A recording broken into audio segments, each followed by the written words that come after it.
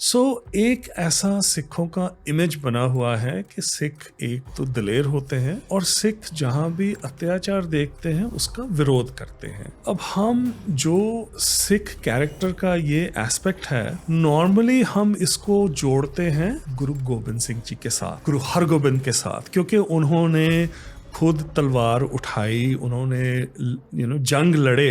इस एस्पेक्ट को कोई गुरु नानक साहब के साथ नहीं जोड़ता है, लेकिन जोड़ना बिल्कुल गुरु नानक साहब के साथ ही चाहिए, क्योंकि ये जो सिद्धांत है ये बाबर बानी में सबसे पहले गुरु नानक साहब ने ही उचारा। भले उन्होंने खुद तलवार नहीं उठाई, लेकिन आप इमेजिन करो कि आप एक शहर में पहुंचे हो जहां कत्लेआम हुआ है और आप उस इंसान के पास जाते हो जिसने कत्लेआम किया और उसके मुंह पे उसको कहते हो कि तू गलत है, ऐसा नहीं होना चाहिए। सो ये भी सिद्धांत जो कि सिखों की होंद का एक बहुत फंडामेंटल हिस्सा है, ये भी गुरु नानक साहब से ही आया है।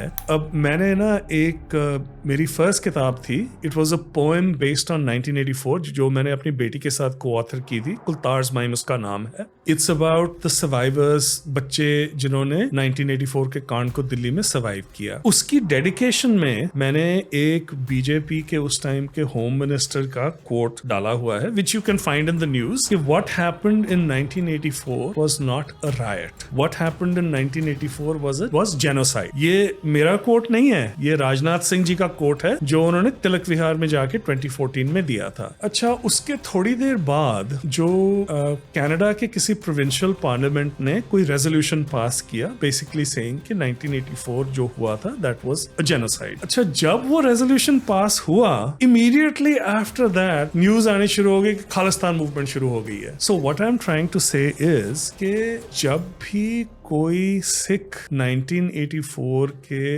अनरिजॉल्व ट्रॉमा के बारे में बात करता है, कहीं ना कहीं से रिएक्शन ये आता है, अच्छा वो तो खालिस्तानी होगा। This is absolutely wrong.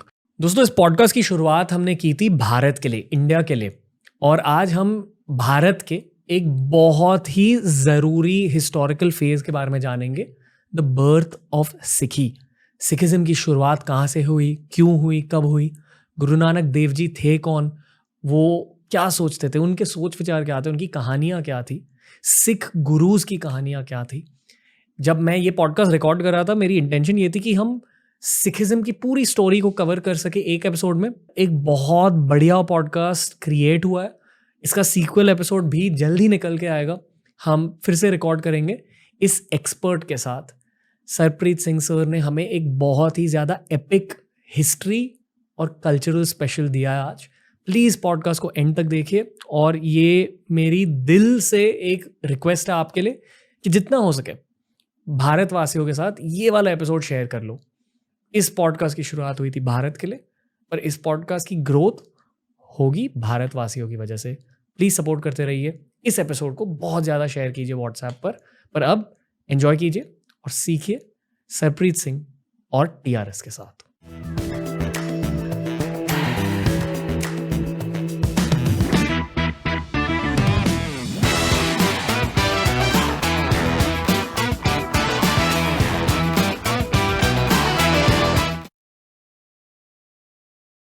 Sarpreet Singh sir, the Ranveer show में आपका स्वागत है। शुक्रिया। कैसे हो सर? बिल्कुल ठीक, आप सुनाएं। ओके, ये इतिहास रिलेटेड, स्पिरिचुअलिटी रिलेटेड कॉन्वर्सेशंस मेरे बिल्कुल फेवरेट होते हैं, क्योंकि मैं पंजाबी हूँ। मेरा एक छोटा सा बायस भी है सिखी को लेकर। एक इंग्लिश एपिसोड किया हमने हरिंदर सिंह सर के साथ, पर आई फील कि अगर आपको भारत तक पहुँचना है तो ऐसी बातें हिंदी में होनी चाहिए। तो हमारा ऑनर है, हमारा प्रिविलेज है कि आज आप हमारे साथ हो। Are you excited?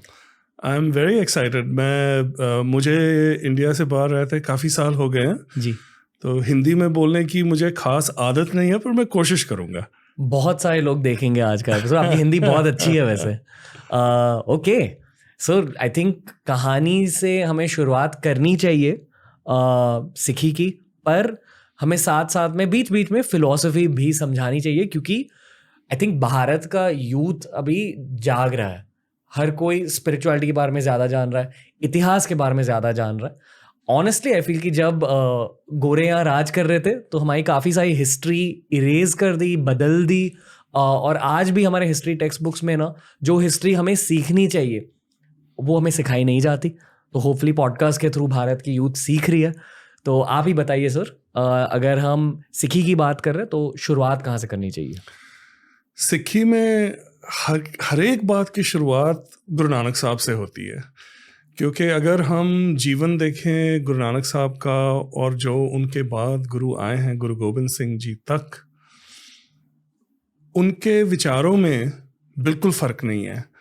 सिक्खी की कोई भी बात हो वो हमेशा गुरु नानक साहब से ही शुरू होती है, और इसके बारे में हम थोड़े और विस्तार में बात करेंगे जब हम गुरु नानक साहब के जीवन के बारे में बात करेंगे, फिर गुरु गोबिंद सिंह जी के जीवन तक पहुंचेंगे। हम देखेंगे कि जीवन में बहुत फ़र्क था लेकिन विचारों में कोई फ़र्क नहीं था। आप कहानी के बारे में बताना चाहेंगे या विचारों के बारे में? पहले दोनों की बात एक साथ में ही होनी चाहिए, क्योंकि कहानी, जीवन और विचार सब जुड़े हुए हैं जी, इन्हें अलग अलग नहीं कर सकते हम। जी सर। ओके, तो ओके मैं ट्राई करता हूँ। गुरु नानक देव जी के जन्म से पहले भारत में क्या हो रहा था? ये आपने एक बहुत मुश्किल सवाल पूछा है जिसका जवाब लंबा है, पर संक्षेप में बात करते हैं। बोलिए। उस टाइम पे हुकूमत अफगानों की थी, लोधी डायनेस्टी का राज था हिंदुस्तान में, और उनमें से कई बादशाह सुलझे हुए होते थे, कई सुलझे हुए नहीं भी होते थे। हावी उस टाइम पे मुसलमान हुकूमत थी। पंजाब जो कि जहाँ पे गुरु नानक साहब का जन्म हुआ था, वहाँ पे भी लोधी डायनेस्टी की ही हुकूमत थी, और तकरीबन 100 साल पहले तैमूर के हमले हुए थे जो नॉर्दर्न इंडिया तब तक भूल नहीं पाया था। तो एक तो वो एस्पेक्ट था लाइफ का। तैमूर कहाँ से आया था? तैमूर मंगोल था, okay. और सेंट्रल एशिया से आया था जी। उस टाइम पे सोसाइटी भी बहुत डिवाइडेड थी। अब जो हमारा जो दो डोमिनेंट फेथ्स थी सब कॉन्टिनेंट में, एक तो इस्लाम था और दूसरा हिंदुइज़्म था। और हिंदुइज़्म में उस टाइम पे जो जात भेद था उसका बहुत ज़ोर था। गुरु नानक साहब पैदा हुए थे एक खत्री ख़ानदान में, सो कॉल्ड ऊंची जात में वो पैदा हुए थे, लेकिन बहुत छोटी उम्र से वो जात भेद को देखते थे और बर्दाश्त करने को बिल्कुल तैयार नहीं होते थे। ये समा था जब गुरु नानक साहब पैदा हुए थे। अफ़गान हुकूमत थी, मुसलमान राज था, और जो हिंदू सोसाइटी थी वो बहुत ज़्यादा डिवाइडेड थी along caste lines. Gender equality भी बिल्कुल नहीं थी, क्योंकि उस समय पे औरतों को किसी किस्म की आज़ादी भी नहीं दी जाती थी, और जो सोशल स्ट्रक्चर था उसके हिसाब से औरतें सबसे नीचे होती थी। गुरु नानक साहब ने ये सब चीज़ों पर गौर किया बहुत छोटी उम्र से, और बहुत छोटी उम्र से ही संकेत मिलने शुरू हुए कि ये ज़रूर इसके बारे में कुछ करने की कोशिश करेंगे। ये हालात थे। दूसरी बात दोहरानी ज़रूरी है कि मज़हब किसी का मुसलमान हो या हिंदू धर्म में कोई शामिल हो, जो मुसलमान धर्म में काजी थे और हिंदू धर्म में पंडित थे, उनमें कुछ ज़्यादा फ़र्क नहीं था, क्योंकि उनका जो फोकस था वो आम इंसान को बेवकूफ़ बनाने में और एक्सप्लॉइट करने में सबसे ज़्यादा था। ऐसे सिचुएशन में, ऐसी सामाजिक सिचुएशन में गुरु नानक साहब का जन्म हुआ था। ओके, फिर क्या हुआ? मैं आपको रोकना नहीं चाहता, आप बताते रहिए। गुरु नानक साहब के पिता काफ़ी इन्फ्लुएंशियल थे, वो रेवेन्यू ऑफिशियल थे, उनका अच्छा ख़ानदान था, और वो चाहते थे कि जैसे आज भी सभी पेरेंट्स चाहते हैं कि उनके बच्चे बहुत कामयाब हों, दुनिया में उनका नाम हो, उनके पास पैसा भी हो, तो तब भी वही बात थी। उनके पेरेंट्स भी चाहते थे कि वो सोसाइटी में बहुत सक्सेसफुल हों और इंजीनियर डॉक्टर उस टाइम के बन जाए। बिल्कुल बिल्कुल। लेकिन गुरु नानक साहब का ध्यान कहीं और था।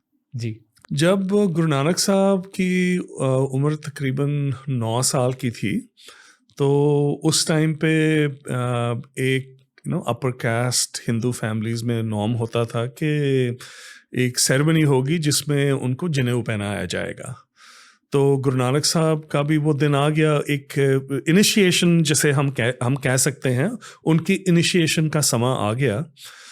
तो कहा जाता है कि नए कपड़े सिलवाए गए उनके लिए, उनके जो पुरोहित थे फैमिली के, पंडित हरदयाल आए, उन्होंने जो भी मंत्र पढ़ने होते हैं पढ़े, और जब जनेऊ देने का समय आया, पहनाने का समय आया, तो 9 साल के गुरु नानक साहब ने कुछ सवाल करने शुरू किए, और सवाल भी ऐसे किए कि पंडित जी के पास कोई जवाब नहीं था।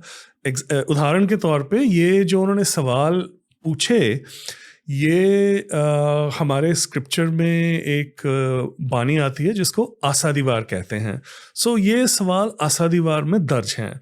तो उन सवालों में गुरु नानक साहब पूछते हैं कि ये जो आप मेरे को जनेऊ पहनाने जा रहे हो, ये क्या कभी मैला हो सकता है, कभी ये कभी टूट सकता है, आग में जल सकता है? तो पंडित जी ने प्यार से समझाने की कोशिश की कि बेटा ये तो टूटेगा भी, मैला भी हो जाएगा। तो गुरु नानक साहब कहते हैं कि मुझे ऐसा जनेऊ नहीं चाहिए, मुझे किसी और किस्म का जनेऊ चाहिए जो मुझे जो कभी ना तो वो जल सके, ना वो मैला हो सके, और जो मुझे एक अच्छा इंसान बनाए। सो 9 साल की उम्र से ये जाहिर था कि गुरु नानक साहब और बच्चों की तरह नहीं थे। वो उनकी जो सोच थी वो बहुत गहरी थी, एक किस्म की क्रांतिकारी थे वो। जो एक सोशल ऑर्डर उन्हें नज़र आता था जो नीची जातों को खास करके बहुत ज़्यादा दबाता था, वो उनकी बर्दाश्त से बिल्कुल बाहर था। और ऐसी बात नहीं है कि हिंदुस्तान में पीर पैगंबर और नहीं थे उनसे पहले जिन्होंने ऐसी बातें कही। भगत नामदेव ने कही, भगत कबीर ने कही, यही बात गुरु नानक साहब ने भी कही। अंतर ये था कि गुरु नानक साहब ने ऐसी इंस्टीट्यूशंस तैयार की और खड़ी की जो आज तक चल रही हैं, जिनका मकसद ही ये था कि ये जो सोसाइटी में जात भेद है इसको किसी किस्म से ख़त्म किया जाए, ताकि जो सो कॉल्ड नीची जाति के लोग थे वो भी एक इज्जत की ज़िंदगी जी सकें। सो ये गुरु नानक साहब का विचार 9 साल की उम्र से था।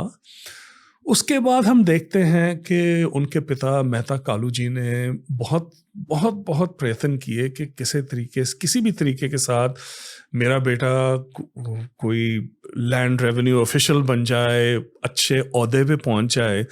पर गुरु नानक साहब ने किसी चीज़ में भी बिल्कुल दिलचस्पी नहीं दिखाई। बड़े हो गए तो मेहता कालू जी के मन में एक विचार आया। उन्होंने कहा कि बेटा ये सब कोशिश कर ली है, कुछ भी नहीं हो रहा आपसे, दुकानदारी हर कोई कर सकता है। तो मैं ऐसे करता हूँ, मैं तुमको थोड़े से पैसे देता हूँ, तुम पास वाले शहर में जाओ, वहाँ से मसाले, नमक, मिर्च जो लोग आम इस्तेमाल करते हैं उन्हें आप लेके आओ, एक छोटी सी दुकान शुरू करो, और वहाँ से शुरुआत करके आहिस्ता आहिस्ता तुम्हारी दुकान अच्छी चलनी शुरू हो जाएगी और तुम कामयाब हो जाओगे। गुरु नानक साहब बहुत आज्ञाकारी पुत्र थे, वो अपने माता पिता को तंग नहीं करना चाहते थे। बोलते ठीक है पिताजी, जैसे आप कह रहे हो वैसा ही करेंगे। तो एक घर के नौकर को उनके साथ भेजा कि ये लो पैसे और जाओ। निकल पड़े गुरु नानक साहब। थोड़ी दूर गए तो एक जंगल आया। वहाँ पे उन्होंने देखा कि बहुत सारे ऋषि मुनि बैठे हुए हैं।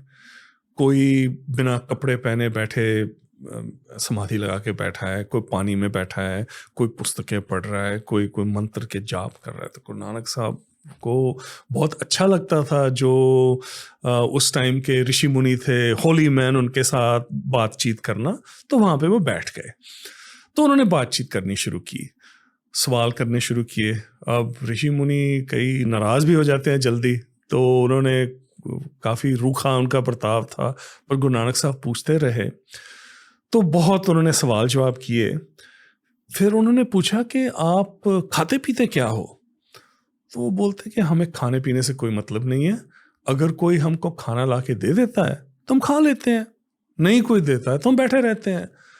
तो गुरु नानक साहब ने अपने वो अटेंडेंट को कहा कि पिताजी ने कहा है कि एक सच्चा सौदा करना है, अच्छा सौदा करना है, इससे अच्छा सौदा क्या हो सकता है? ये पैसे इनको दे देते हैं, ये बहुत दिनों से भूखे हैं, ये खा लेंगे। तो वो अटेंडेंट ने कहा पिताजी आपके बहुत नाराज़ हो जाएंगे, ऐसा काम मत करिए, चलो हम चलते हैं, अपना सामान लेते हैं। तो गुरु नानक साहब ने उनको कहा कि ये पैसे आप रख लो। कहते ऋषि मुनि कहते पैसों से हमको कोई मतलब नहीं। तो वो जाके उनके लिए खाना लेके आए, सबको अच्छी तरह से भोजन खिलाया, बहुत अच्छा लगा उनको। और फिर टाइम हो गया घर जाने का। फिर डर लगने लगा कि अब पिताजी क्या कहेंगे घर जाएंगे तो पिताजी ने तो बिल्कुल वही कहा जो थप्पड़ भी मारा। सो गुरु नानक साहब का जो एक व्यापार करने का जो प्रयत्न था यहाँ पे खत्म हो गया, नाकामयाब हुए। लेकिन इस नाकामयाबी में से ऐसी कामयाबी निकली जो आज तक हमारे साथ चल रही है, जिसका नाम है गुरु का लंगर। अगर कोई भी किसी भी गुरुद्वारे में गया हो तो हम देखते हैं कि वहाँ पे सैकड़ों लोग सुबह शाम सारा टाइम एक पंगत में बैठ के लंगर खा रहे हैं। सो ये जो सच्चा सौदा गुरु नानक साहब ने किया था अपनी नौजवानी में, उसकी बरकत आज तक हम देख रहे हैं। जैसे हिंदुस्तान में देखिए आप, जहाँ पे भी गुरुद्वारा है, अगर कोई भूखा है वो 3 बार जाके सारा साल वहाँ पे खाए, कोई उसको नहीं पूछेगा। और लंगर जब कोविड चल रहा था तब ऑक्सीजन का लंगर लगता था दिल्ली के गुरुद्वारों में। सो ये बरकत जो है ये गुरु नानक साहब के सच्चे सौदे से चली आ रही है, और ये जो सिख कौम की होंद है उसका एक वो हिस्सा बन गई है।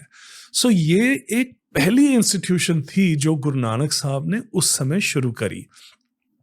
और एक और इसके एस्पेक्ट पे गौर करना ज़रूरी है, उस टाइम पे जो जात भेद था उसे कई तरीके से मेंटेन किया जाता था। एक बहुत इम्पोर्टेंट तरीका था कि कौन किसके साथ बैठ के खाना खाएगा।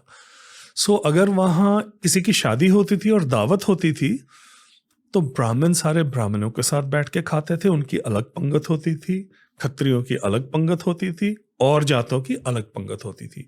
कोई मिल के बैठ के खा नहीं सकता था क्योंकि उनकी जात भ्रष्ट हो जाती थी। गुरु नानक साहब ने आगे जाके ये ऐलान किया, जब उनके बहुत सारे फॉलोअर्स हो गए तो उन्होंने कहा कि अगर कोई गुरु के दर्शन करना चाहता है तो सबसे पहले जाके आपको लंगर में बैठ के पंगत में लंगर खाना पड़ेगा।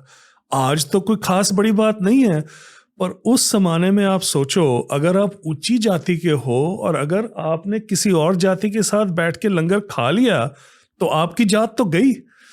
सो ये एक बहुत प्रैक्टिकल इंस्टीट्यूशन थी जिसके द्वारा एक तो सेवा होती थी, सबको खाना मिलता था, और दूसरा एक कमिटमेंट थी कि अगर मैं अपनी जात को छोड़ने के लिए तैयार हूं तो तभी मैं पंगत में बैठूंगा, नहीं तो अगर आप अंदर ही अंदर अगर जात भेद करते हो आप कभी पंगत में बैठते ही नहीं। सो ये एक बहुत बड़ा इंस्टीट्यूशन था जो गुरु नानक साहब ने नौजवानी में शुरू किया। पर आज भी जब कोई लंगर में जाकर खाना चखे तो ऐसा लगता है कि एक मेडिटेटिव एक्सपीरियंस हो रहा है। बिल्कुल। कि ये क्यों होता है? ये मेरे साथ गोल्डन टेम्पल में हुआ। पहली बार जब मैं बैठा, पहले तो खाना बहुत बढ़िया होता है, I guess that's Punjabi flavour. एक बहुत ज़्यादा मेडिटेटिव एक्सपीरियंस होता है जब आप खाना खा रहे होते हो, जब वहाँ बैठे हुए होते हो दूसरे लोगों के साथ। आई थिंक हर कोई एक मेडिटेटिव स्टेट में जाता है और एक दूसरे से बात नहीं करते, बस आप खाने पर फोकस करते। बिल्कुल बिल्कुल। और इसका दूसरा एस्पेक्ट है सेवा, क्योंकि देखो आप देखते हो कि दुनिया में आप किसी भी गुरुद्वारे में चले जाओ, वहाँ के लोकल सेवादार होते हैं, लेकिन बाहर से जो लोग आते हैं वो देखते हैं कि ये कम्युनिटी का प्रोजेक्ट है, सब जाके खुद सेवा में लग जाते हैं। जी, okay. Rewinding back to history, सुनने में आया कि गुरु नानक देव जी मेरे ख्याल से गल्फ भी गए थे जी। उस फेज के बारे में समझाइए। वो एशिया में थोड़े आई डोंट वांट टू से घूमे, पर नहीं घूमे ही। ओके शायद गुरु नानक साहब से ज़्यादा सफ़र सिर्फ मोरक्को के इब्न बतूता ने किया हो उस समय में, जी और किसी ने इतना सफ़र नहीं किया। सो इसकी भी थोड़ी सी बैकग्राउंड मैं आपको बताता हूँ। सो थोड़े से गुरु नानक साहब की एज जब और ज़्यादा हो गई तो वो सुल्तानपुर लोधी आ गए, जहाँ पे उनकी बहन रहती थी। और वहाँ पे उनको जो वहाँ का नवाब था दौलत खान लोधी, उसके मोदी खाने का इंचार्ज बना दिया गया। सो बहुत अच्छा ओहदा था, वहाँ पे वो सेवा करते थे। दिन को मोदी खाने में सेवा करते थे, जहाँ पे सब राशन वगैरह जो बड़े स्टोर्स होते हैं वो मोदी खाना था, और रात को उनके घर में कीर्तन होता था, लोग आते थे। सो कहते हैं कि तकरीबन 30 साल गुरु नानक साहब की जब आयु थी, तब उन्होंने कुछ अनुभव किया, डीपली मिस्टिकल एक्सपीरियंस, जो सिख ट्रेडिशन में कहते हैं कि उनको वाहिगुरु अकाल पुरख भगवान के द्वार में वो उन्होंने प्रवेश किया और वहाँ पे सवाल जवाब हुआ। दुनियावी तौर पे क्या बताते हैं कि वो एक वहाँ पे नदी होती थी, वहाँ पे वो नहाने जाते थे और एक दिन वो गायब हो गए। तो शोर मच गया कि नानक गायब हो गए हैं, 3 दिन से नज़र नहीं आए, सबको लगा डूब गए।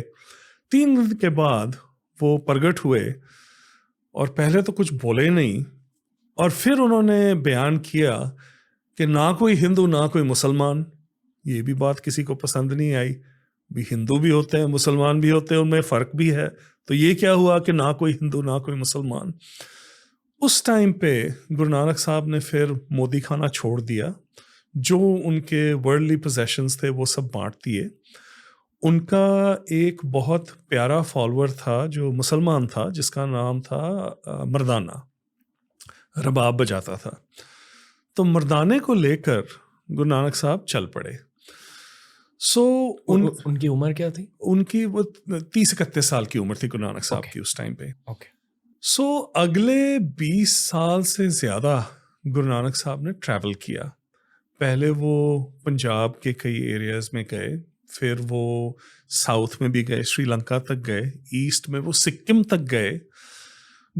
उनकी जर्नीज़ को उदासियाँ कहा जाता है, पहली उदासी, दूसरी उदासी, उनकी वो नाम दिया जाता है सिख ट्रेडिशन में। सो उनकी एक उदासी उनको मक्का भी लेके गई। हर उदासी की इंटेंशन क्या थी? इंटेंशन उनकी यही थी कि जो उनका जो मैसेज था इंसानी भाईचारे का, भगवान के साथ जुड़ने का, वो मैसेज वो सब जगह लेके जाना चाहते थे।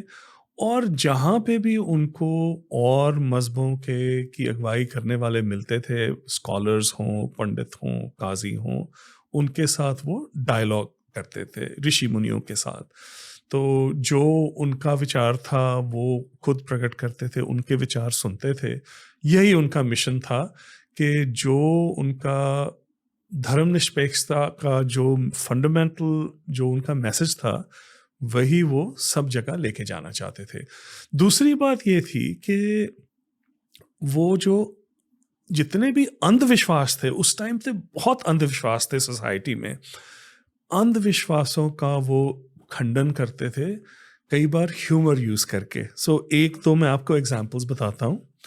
कहते हैं कि गुरु नानक साहब हरिद्वार पहुँचे, तो जब वो हरिद्वार पहुँचे तो उन्होंने देखा कि कई लोग नदी में खड़े होके सूर्य की तरफ पानी फेंक रहे। तो उन्होंने ना दूसरी तरफ मुंह कर लिया, पश्चिम की तरफ, और पानी फेंकना शुरू कर दिया। तो वो जो उनमें से कुछ पंडित थे, बहुत लर्नेड पंडित थे, कुछ लोगों ने हंसना शुरू कर दिया कि नौजवान क्या कर रहा है। कुछ नाराज़ भी हो गए कि भाई ये कोई हमारा बेवकूफ़ बनाने की कोशिश कर रहा है। तो उन्होंने पूछा क्या कर रहे हो? कहते जी मेरे पंजाब में खेत हैं, सूखा पड़ रहा होगा, कोई पानी देने वाला नहीं है, मैं पानी भेज रहा हूँ वहाँ पे। कहते आप तो बड़े बेवकूफ़ हो, हरिद्वार में बैठे आप पंजाब कैसे पानी भेज सकते हो? तो वो पूछते हैं कि आप क्या कर रहे हो? गुरु नानक साहब पूछते हैं। वो बोलते हैं हमारे जो पूर्वज हैं, एंसेस्टर्स हैं, वो जाके सूर्य देवता में समा गए हैं, हम उनको पानी भेंट कर रहे हैं। तो बोलते कि अगर आपका पानी उतनी दूर जा सकता है तो मेरा पानी पंजाब क्यों नहीं जा सकता। सो ऐसे ही गुरु नानक साहब जगन्नाथपुरी गए और वहाँ पे पहले उनको जो पंडित थे जगन्नाथ टेम्पल के, उन्होंने प्रवेश करने से उनको इनकार कर दिया। तो फिर उनको कोई रियलाइजेशन हुआ कि बड़े पीर पैगंबर आए हैं, तो उन्होंने उनको कहा कि आप अंदर आइए। तो जगन्नाथ टेम्पल की आरती बहुत प्रसिद्ध है, आज तक प्रसिद्ध है। तो गुरु नानक साहब अंदर गए तो आरती चल रही थी, पर पंडितों ने देखा कि ये कोई आरती में खास दिलचस्पी दिखा नहीं रहे हैं, शामिल नहीं हो रहे हैं, क्यों नहीं हो रहे। तो बाद में उन्होंने पूछा उनको, तो उन्होंने जवाब दिया एक शब्द के रूप में जो सिख स्क्रिप्चर गुरु ग्रंथ साहब में दर्ज है। तो उसमें गुरु नानक साहब कहते हैं कि ये जो आप थाल लेके उसमें फूल रख के धूप जला के आरती कर रहे हो, ये बहुत अच्छी है, लेकिन मेरे मन में, मेरे दिल में एक और किस्म की आरती है। जो पूरा आसमान है, गगन में थाल रव चंद दीपक बने, तारका मंडल जनक मोती, ये शब्द उन्होंने उच्चारण किया, जिसमें वो बताते हैं कि पूरा आसमान एक थाल है, जो सारी बनस्पत है वो धूप है, जो आसमान में तारे हैं वो दिए हैं, ये भगवान की आरती हो रही है, ये बड़ी आरती है। सो ऐसे बहुत सारे गुरु नानक साहब के ट्रैवल्स में हमको एग्जाम्पल्स मिलते हैं। ऐसा ही एक बहुत मशहूर एग्जाम्पल है, वो मक्का पहुँचे तो वहाँ पे उन दिनों में अलग अलग डिनोमिनेशंस की धर्मशालाएं, सराय होती थी। तो जो हिंदुस्तान से सूफ़ी वगैरह जाते थे, एक पर्टिकुलर सराय में रहते थे, वहाँ पे गुरु नानक साहब रहे। रात को सो रहे थे, सुबह का टाइम ऑलमोस्ट हो गया, तो एक वहाँ के कोई मुखी आए और उन्होंने देखा कि गुरु नानक साहब के पाँव काबा की तरफ हैं। बहुत नाराज़ हो गए, कहते कि आप तो काबा की बेइज्जती कर रहे हो। तो ऐसे बताते हैं, ये हमारी जो पुरानी जन्म साखियाँ कहते हैं, जो जिनमें गुरु नानक साहब के ट्रैवल्स का वर्णन है, उसमें ऐसा लिखा है कि उन्होंने, गुरु नानक साहब ने कहा कि फिर जहाँ जिस साइड में भी अल्लाह नहीं है, उस साइड में आप हमारे पैर कर दो। तो उन्होंने लात मार के उनके पैर दूसरी तरफ किए और कहते हैं कि उनको नज़र आया कि काबा उस डायरेक्शन में मूव हो गया। सो ये जो करामात, सिख धर्म में करामात में हम बिल्कुल बिलीव नहीं करते हैं, लेकिन ये जो पुरानी कहानियाँ बनी हुई हैं, हर एक में एक मैसेज होता है। सो इसमें मैसेज ये है कि हमें किसी एक दिशा, किसी एक इमारत से ज़्यादा इस पे गौर करना चाहिए कि जो वो प्राइमल फोर्स है, जिसे हम अल्लाह कहें, भगवान कहें, वाहिगुरु कहें, जो भी कहें, वो सर्वव्यापक है। सो ऐसे इंटरैक्शंस गुरु नानक साहब के जगह जगह हुए। वहाँ के एक बहुत इम्पोर्टेंट क्लरिक ने उनको बुलाया और उनसे बातचीत की, उनको पूछा कि आपका ज़िंदगी के बारे में क्या विचार है। तो वहाँ पे उन्होंने फ़ारसी में एक शब्द उच्चारा, जिसमें वो बयान करते हैं कि ये जो दुनिया है, ये एक समझ लो कि ऐसी जगह है, टेम्पररी रेस्टिंग प्लेस है, जिसने तबाह हो जाना है। तो ये सब उन्होंने अपने ट्रैवल्स में किया। जैसे आपने पूछा था सवाल के शुरू में कि मिडल ईस्ट तक भी गए थे, मक्का तक भी गए थे, और कहते हैं कि उसके बाद वहाँ पे 4-5 धर्मसाल कहते थे उस टाइम पे, सिख स्थान बने, जहाँ पे बहुत देर तक लंगर भी चलता रहा मिडल ईस्ट में। वाह, तब की बात है। तब की बात है। ओके। भारत क्यों लौटे फिर? वो तो घर उन्होंने लौटना ही था। सो अपनी ट्रैवल्स पूरी करके मक्का जाके फिर वो वापस, वो कहते हैं कि गए सी राउट से थे, शिप से गए थे, और वापस आते टाइम लैंड राउट से आए थे। और वापस आते टाइम जब वो पंजाब पहुँचे तो वहाँ पे भी एक बहुत महत्वपूर्ण उनकी मीटिंग हुई किसी के साथ। उसके बारे में आपको मैं बताता हूँ, क्योंकि आपके लिसनर्स ने इसके बारे में शायद ना सुना हो। एक छोटा सा इंटरप्शन करना चाहूंगा मैं। प्लीज। क्या मॉडर्न डे सिख यूथ ऐसी कहानियों के बारे में जानते हैं? काफ़ी हद तक जानते हैं। ओके। देखिए, पहले तो ऐसा होता था कि घर में नाना नानी दादा दादी होते थे, तो वो कोशिश करते थे कि उनको ये कहानियाँ सुनाई जाएं। अब वो समा नहीं रहा है। अब मुझे मेरा तजुर्बा ज़्यादा वेस्ट में है। वहाँ पे हम डेफिनेटली कोशिश करते हैं कि छोटे होते से ही जो हमारे सिख बच्चे हैं, उनको इन सब कहानियों से वाकिफ़ किया जाए। आई थिंक वहाँ के भारतीय ज़्यादा भारतीय होते हैं यहाँ के भारतीय। ये अक्सर ऐसा होता है कि जब आप अपने कॉन्टेक्स्ट से दूर जाते हो, जी। तो आपको उसकी वैल्यू ज़्यादा महसूस होती है। मेरी अपनी जर्नी भी बिल्कुल ऐसी ही थी, क्योंकि मैं जब इंडिया से गया था, मेरी 24 साल उम्र थी, और मैं सिख फॉर्म में तो था, लेकिन ना तो मुझे सिख फेथ के बारे में कुछ पता था, ना ही कोई कनेक्शन था, और ना ही कोई दिलचस्पी थी। सो ये एक डेफिनेटली ये मेरे साथ ही नहीं हुआ, बहुत लोगों के साथ हुआ है कि जब वो अपने कॉन्टेक्ट से दूर चले जाते हैं, फिर उनके अंदर से ही कुछ निकलता है जो उनको उस कॉन्टेक्स्ट के साथ दोबारा जोड़ता है। ओके। शायद एक स्पिरिचुअल एनर्जी होती है हो सकता है, जो हो आपको सकता है। अपने धर्म तक लौटा देती है। बिल्कुल बिल्कुल। ओके। बताइए सर, फिर से कहानी बताइए। सो गुरु नानक साहब के एक बहुत प्यारे सेवक होते थे, भाई लालो जिनका नाम था। कारपेंटर थे, मिस्त्री, गरीब थे बहुत। तो गुरु नानक साहब पहले भी उनके पास आके ठहरे थे। एक छोटी सी जगह पाकिस्तान में पड़ती है, तब उसको सैयदपुर कहते थे, अब एमनाबाद उसका नाम है। तो वहाँ पे भाई लालो रहते थे।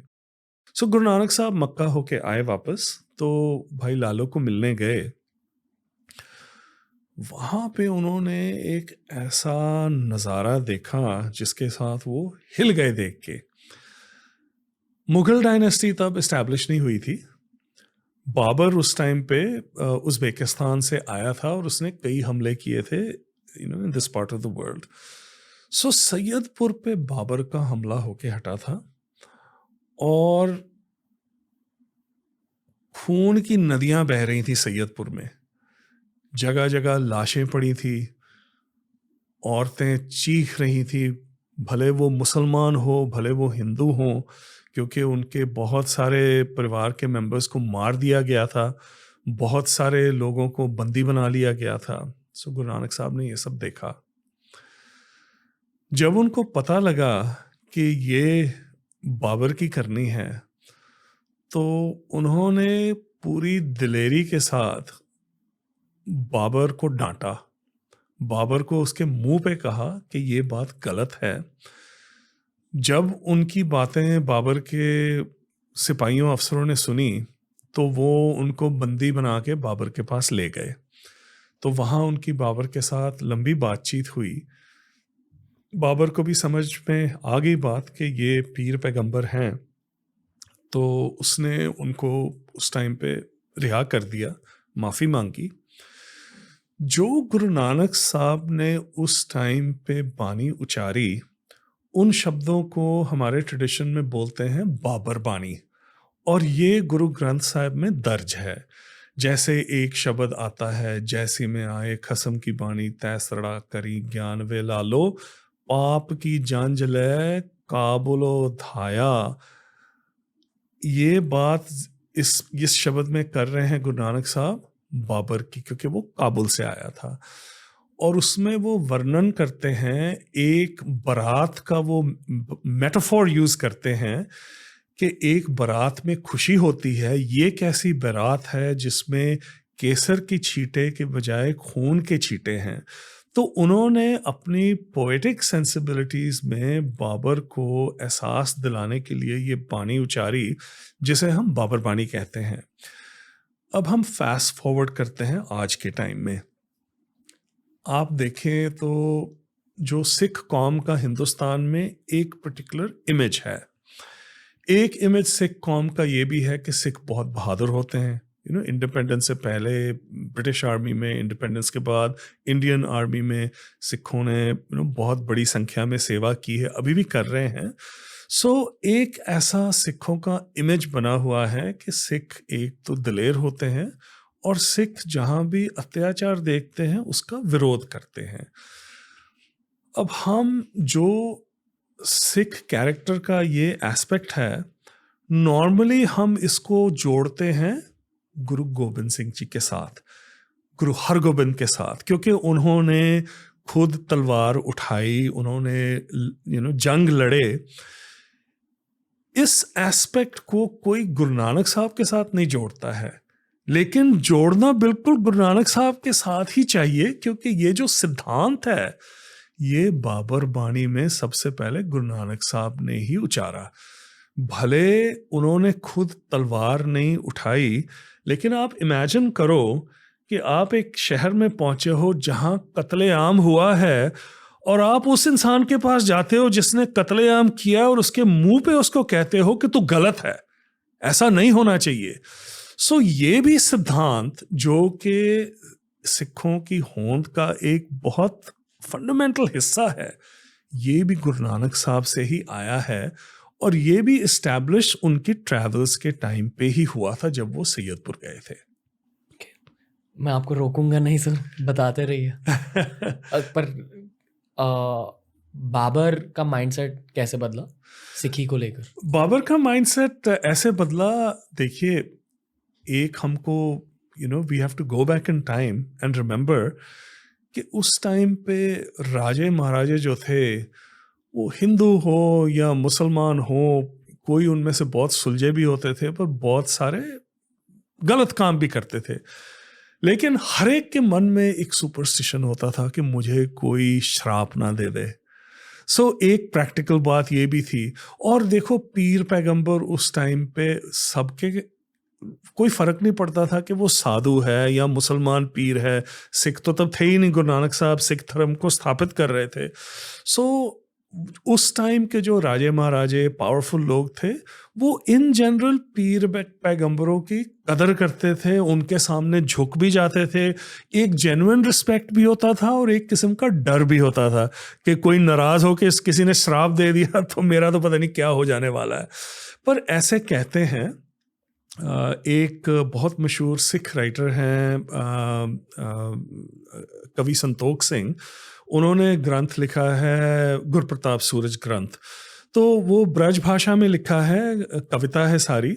उसमें वो बहुत सुंदर तरीके के साथ जो डायलॉग हुआ था बाबर के बीच में और गुरु नानक साहब के बीच में, वो बयान करते हैं। सो इसेंशली जब गुरु नानक साहब ने सब अपनी बाणी उचारी, तो कहते हैं कि बाबर को एहसास हुआ और बाबर ने उनसे ब्लेसिंग भी मांगी। और सिख ट्रेडिशन कहता है कि गुरु नानक साहब ने फिर उसको ब्लेसिंग दी। जब बाबर ने सारे कैदी रिहा कर दिए, तो गुरु नानक साहब ने उसको ब्लेस किया कि ठीक है, तुम्हारा कुल राज करेगा, लेकिन राज उतनी देर तक ही करेगा जितनी देर तक राज नेक होगा। और हुआ ऐसे ही। मुगल राज बहुत बहुत ऊंचाइयों तक पहुंचा, और जब मुगल राज जाबर की तरफ चलने लगा तो फिर खत्म हो गया। जो इंग्लिश एपिसोड हमने किया था हरिंदर सर के साथ, मुझे उसमें से ये पता चला कि अगर आप सिख हिस्ट्री को स्कैन करें और पैरेलली मुगल हिस्ट्री को स्कैन करें, तो गुरु गोबिंद सिंह जी और औरंगजेब पैरेलली एग्जिस्ट कर रहे थे भारत में तब। बिल्कुल। और स्टार्ट हुआ गुरु नानक देव जी और बाबर के साथ। हाँ।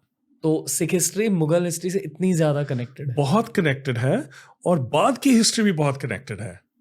ओके, मिडीवल टाइम्स, औरंगजेब के बाद जी। और उस फेज के आउटकम्स हमें आज भी दिखते हैं। आई थिंक जो कॉन्वर्सेशन हमने हरिंदर सर के साथ करी, उसमें से मुझे ये पता चला कि उस फेज की वजह से आज भी अगर आप सिखों से बात करें तो बहुत स्ट्रॉन्ग पॉलिटिकल ओपिनियंस होते हैं, बहुत स्ट्रॉन्ग नेशनल ओपिनियंस होते हैं। पर ये सिख फेथ की एक खासियत है कि पॉलिटिकल ओपिनियंस, नेशनल ओपिनियंस होने चाहिए, क्योंकि बिल्कुल तब से होते आ रहे हैं।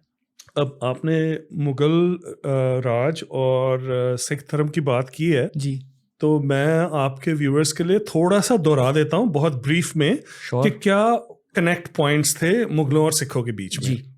सो गुरु नानक साहब और बाबर की बात तो हमने कर ली।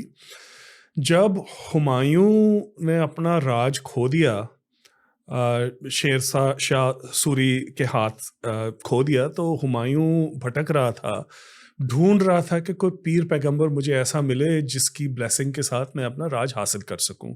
तो वो गुरु अंगद साहब के पास पहुंचा और गुरु अंगद साहब के पास जाके उसने बहुत ज़्यादा घमंड भी दिखाया और उसके बाद उसको शर्मिंदा भी होना पड़ा।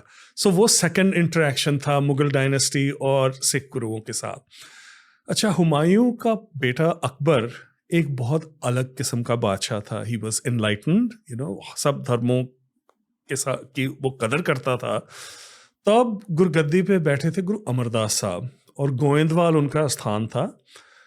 तो कवि संतोख सिंह ही बहुत सुंदर तरीके से लिखते हैं कि कैसे अकबर मिलने आया गुरु अमरदास को।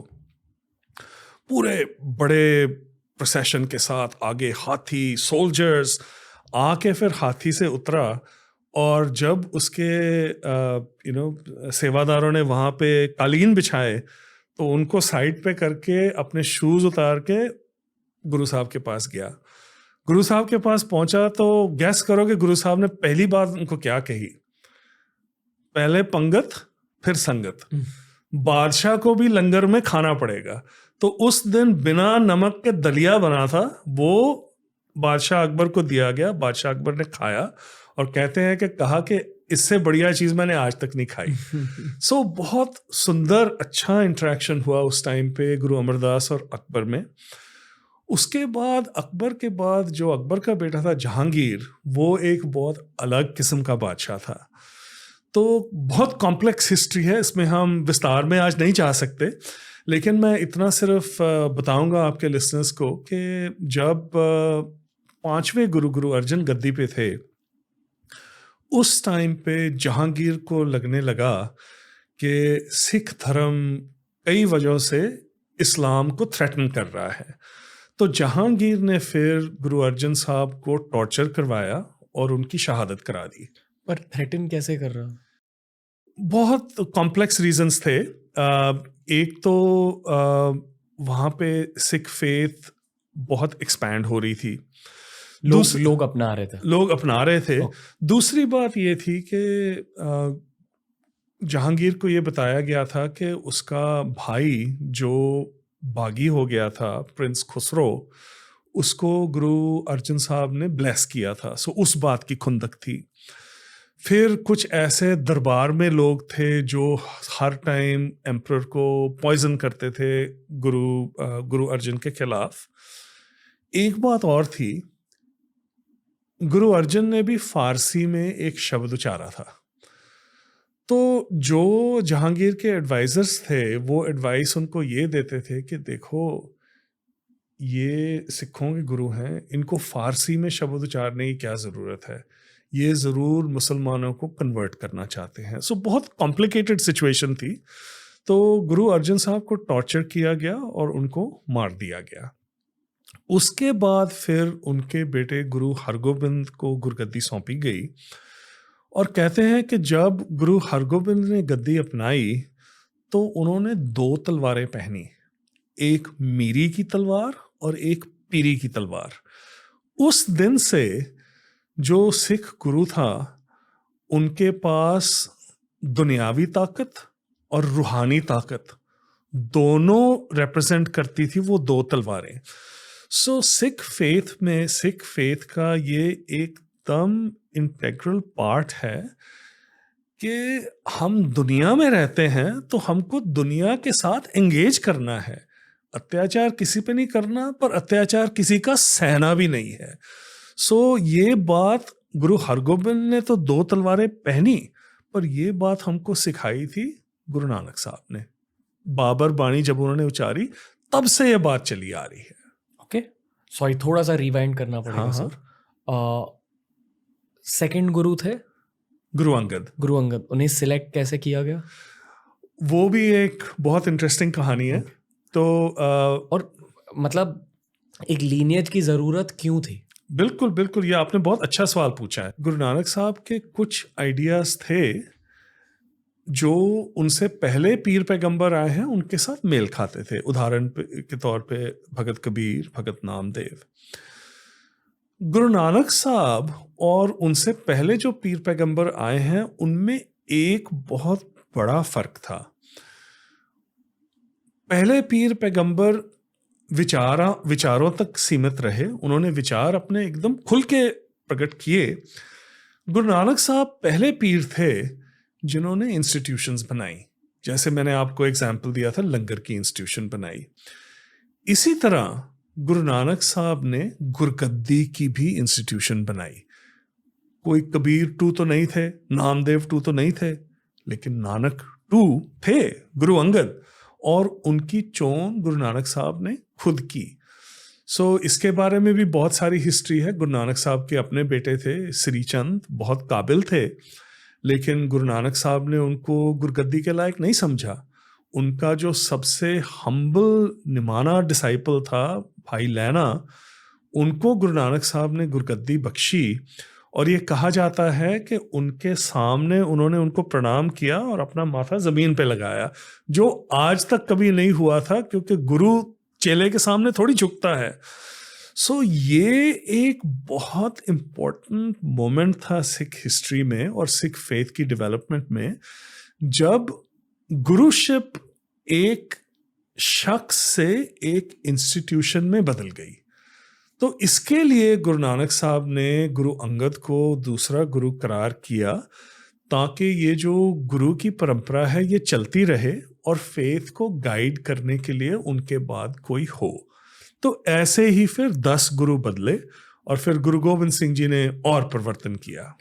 गुरु नानक देव जी एक सिद्ध पुरुष थे मेरे अकॉर्डिंग, एनलाइटेंड थे पूरी तरह से। बिल्कुल। तो शायद उन्हें पता था थोड़ा बहुत फ्यूचर के बारे में कि ये होने हो वाला सकता है। आप ये मानते हो? डेफिनेटली हमें पता है कि वो हमारे तुम्हारे जैसे इंसान नहीं थे। उनकी बहुत गहरी इंसाइट थी बहुत कुछ में, और भविष्य में थी या नहीं इसके बारे में तो हम कुछ कह नहीं सकते, पर इंसाइट बहुत थी। ओके, मैं ये मानता हूँ कि ह्यूमन हिस्ट्री में भगवान नोटिस करते कि अब एक संत की ज़रूरत है और फिर एक स्पेशल आत्मा को भेज देते हैं। मेरे अकॉर्डिंग यहाँ एक स्पेशल लीनियज को भेजा गया। शायद एक एनर्जी थी जो अलग अलग इंसानों में ट्रांसफर हो रही है। ये बात सिख ट्रेडिशन में बिल्कुल हम बिलीव करते हैं। हमारे बहुत इम्पोर्टेंट कवि हुए हैं सत्ता बलवंड, जिनकी बानी गुरु ग्रंथ साहब में दर्ज है। उसमें स्पष्टी से लिखा गया है कि चोला बदल गया, लेकिन जो जोत है वो वही जोत चलती रही। So this is an integral part of Sikh belief के जिस जोत ने गुरु नानक साहब को एनिमेट किया, उसी जोत ने सभी गुरुज को एनिमेट किया। सो लिनिएज में हम बिल्कुल बिलीव करते हैं। क्या मैंने कुछ गलत कहा? बिल्कुल ठीक कहा। मैं एक्नॉलेज कर रहा हूँ। Okay, I didn't mean to say something. No, you absolutely appropriate. Okay, आप अगले 9 गुरु के बारे में बताना चाहोगे? हाँ, तो संक्षेप में बात करते हैं। श्योर। और एक और सवाल है ऑनेस्टली। हाँ। ये एज एन आउटसाइडर मैं एक पर्सपेक्टिव देना चाहूंगा। मुझे गुरु नानक देव जी के बारे में बहुत पता है टीवी की वजह से, और गुरु गोविंद सिंह जी के बारे में पता है फिर से टेलीविजन की वजह से, कॉमिक बुक्स की वजह से। बिल्कुल। बीच के 8 गुरुज के बारे में थोड़ा सा कम। आप अकेले नहीं हो। ये बात सिख जगत को भी अप्लाई करती है। सिख जगत में भी सबसे ज्यादा अवेयरनेस गुरु नानक साहब और गुरु गोविंद सिंह जी के बारे में है। गुरु अर्जन साहब के बारे में थोड़ी सी है, और बाकी गुरुओं के बारे में थोड़ी है। सो मैं संक्षेप में आपको सभी गुरु साहिबान के बारे में थोड़ा बताता हूँ। पहले ये बताइए कि ये क्यों होता है। हार्ड टू से रीजन देखिए, गुरु नानक साहब का तो ऑब्वियस है, क्योंकि he was the founder of the faith. और जैसे मैंने आपको कहा है कि सिक्खी का हर एक सिद्धांत गुरु नानक साहब से ही चलता है।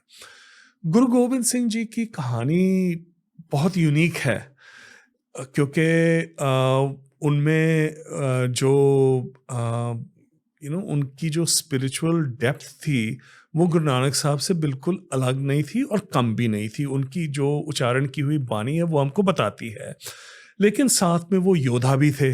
उन्होंने कई जंग लड़े, उन्होंने अपनी सारी फैमिली को कुर्बान किया। सो उनकी कहानी ही ऐसी है, दिलचस्प is the wrong word, but वो कहानी ऐसी है कि वो हर एक को अट्रैक्ट करती है, और उस वजह से शायद हर एक उनके बारे में जानता है। बाकी गुरु साहब की लाइव्स भी बहुत इंटरेस्टिंग हैं, और हर एक गुरु साहब के बारे में मैं आपको थोड़ी जानकारी देता हूँ आपके लिसनर्स के लिए। श्योर।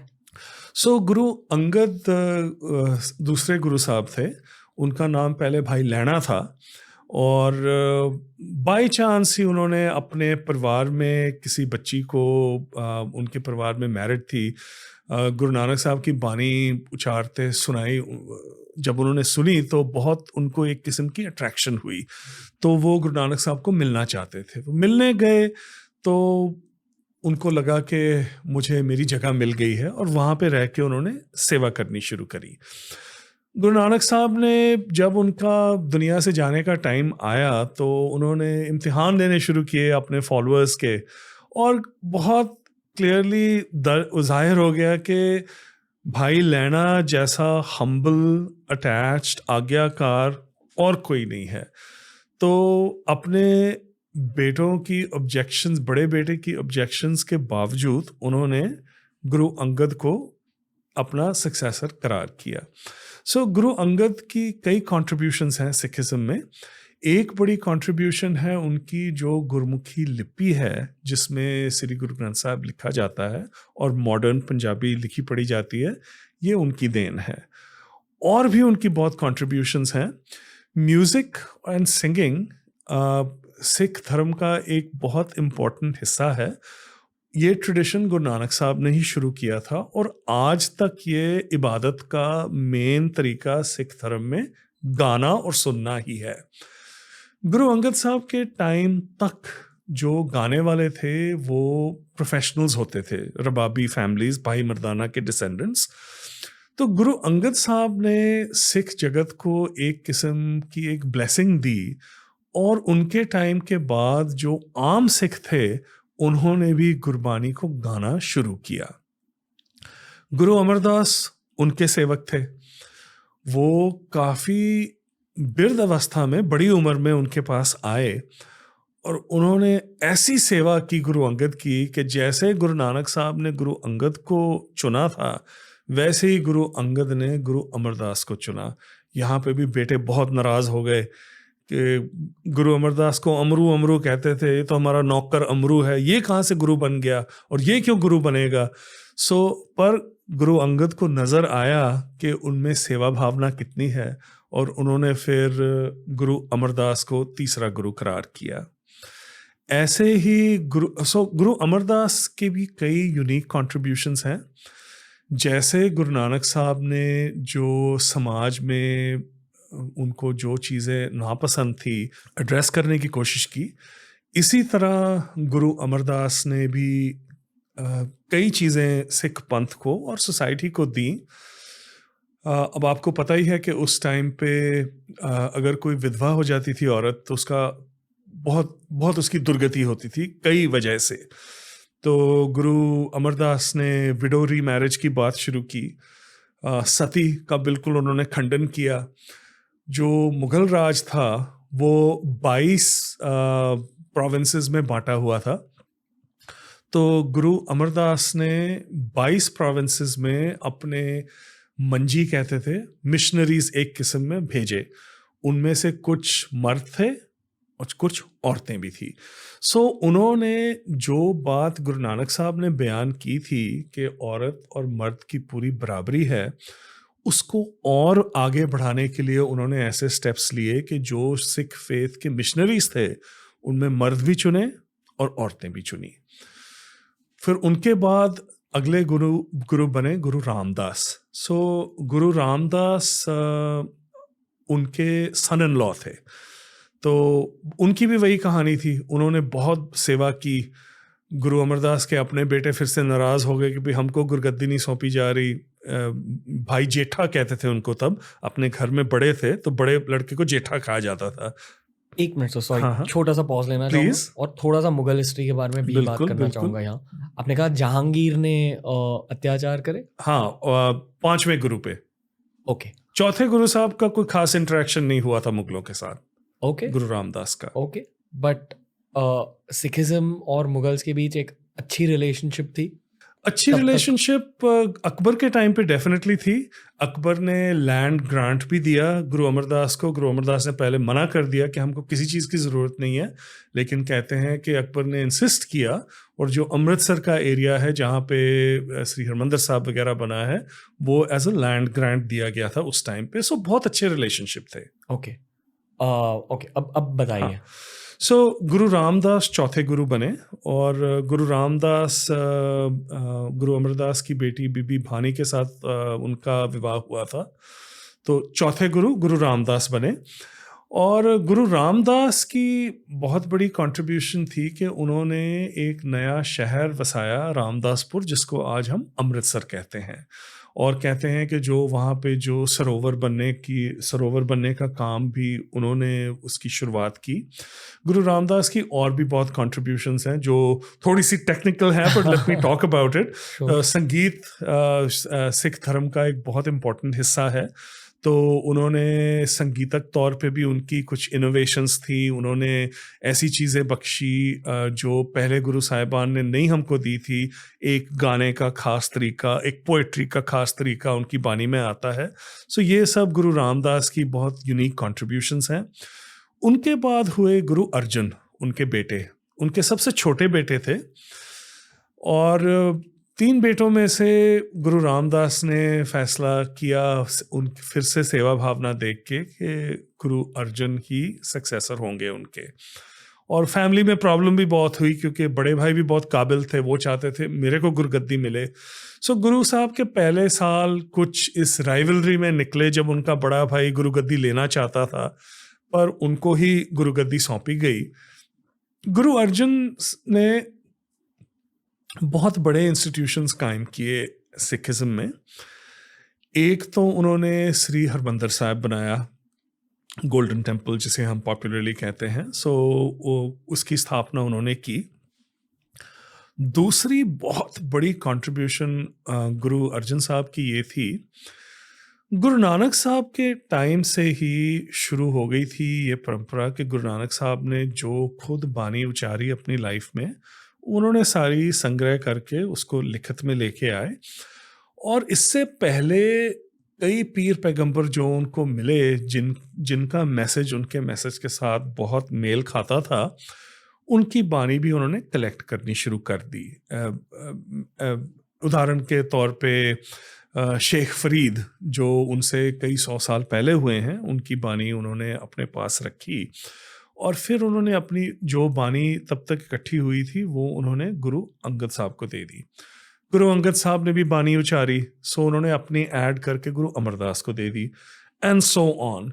सो गुरु अर्जुन साहब के पास पिछले अपने से पहले 4 गुरुओं की बानी थी और भी पीर पैगंबरों की बानी थी।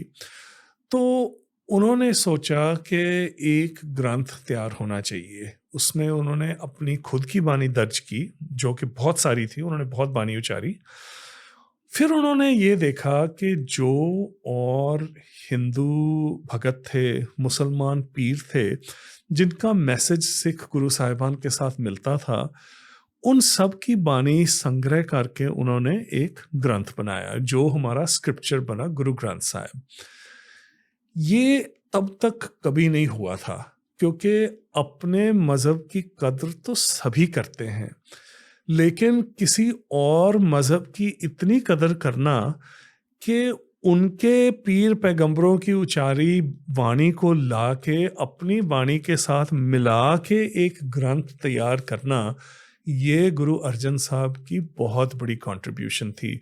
अब फिर थोड़ा सा टेक्निकल अगर हम हो जाएं, तो उस टाइम पे असल भी चल रही थी। उनका अपना भाई कहता था भाई असली गुरु तो मैं हूँ। तो उन्होंने ये भी ज़रूरी समझा कि जो मैं स्क्रिप्चर बना रहा हूँ ये टैम्पर प्रूफ होना चाहिए। ऐसे नहीं होना चाहिए कि कल कोई आके इसमें कुछ ऐड कर दे, कुछ सब्ट्रैक्ट कर दे। तो बहुत ही इनोवेटिव एक नंबरिंग स्कीम उन्होंने दर्ज की, डिफाइन की, जिसके मुताबिक गुरु ग्रंथ साहिब तैयार किया गया। सो उससे 2 चीज़ें हुई। एक तो सिख जगत को एक स्क्रिप्चर मिल गया जिसमें जो पिछले गुरुओं का ज्ञान था और भी पीर पैगंबरों का ज्ञान था उसमें दर्ज था, और दूसरा ये बिल्कुल टैम्पर प्रूफ था।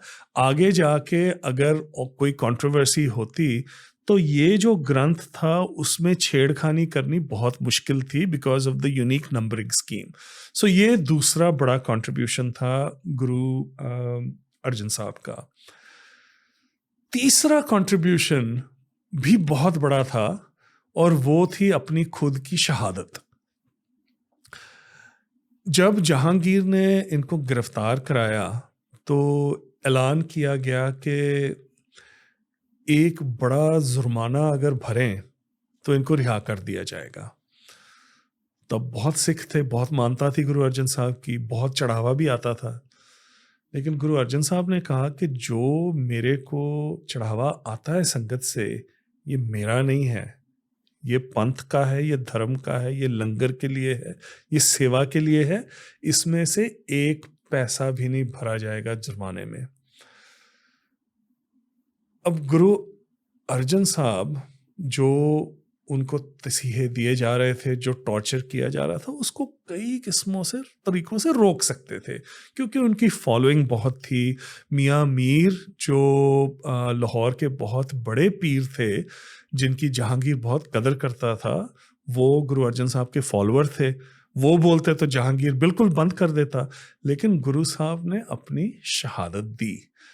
शहादत इसलिए दी क्योंकि उन्होंने धर्म में जो गुरु नानक साहब ने सिद्धांत बताया था कि जहाँ पे भी ऑपरेशन देखो उसको तुमने अपोज करना है, उस सिद्धांत को मजबूत करने के लिए उन्होंने अपनी शहादत दी।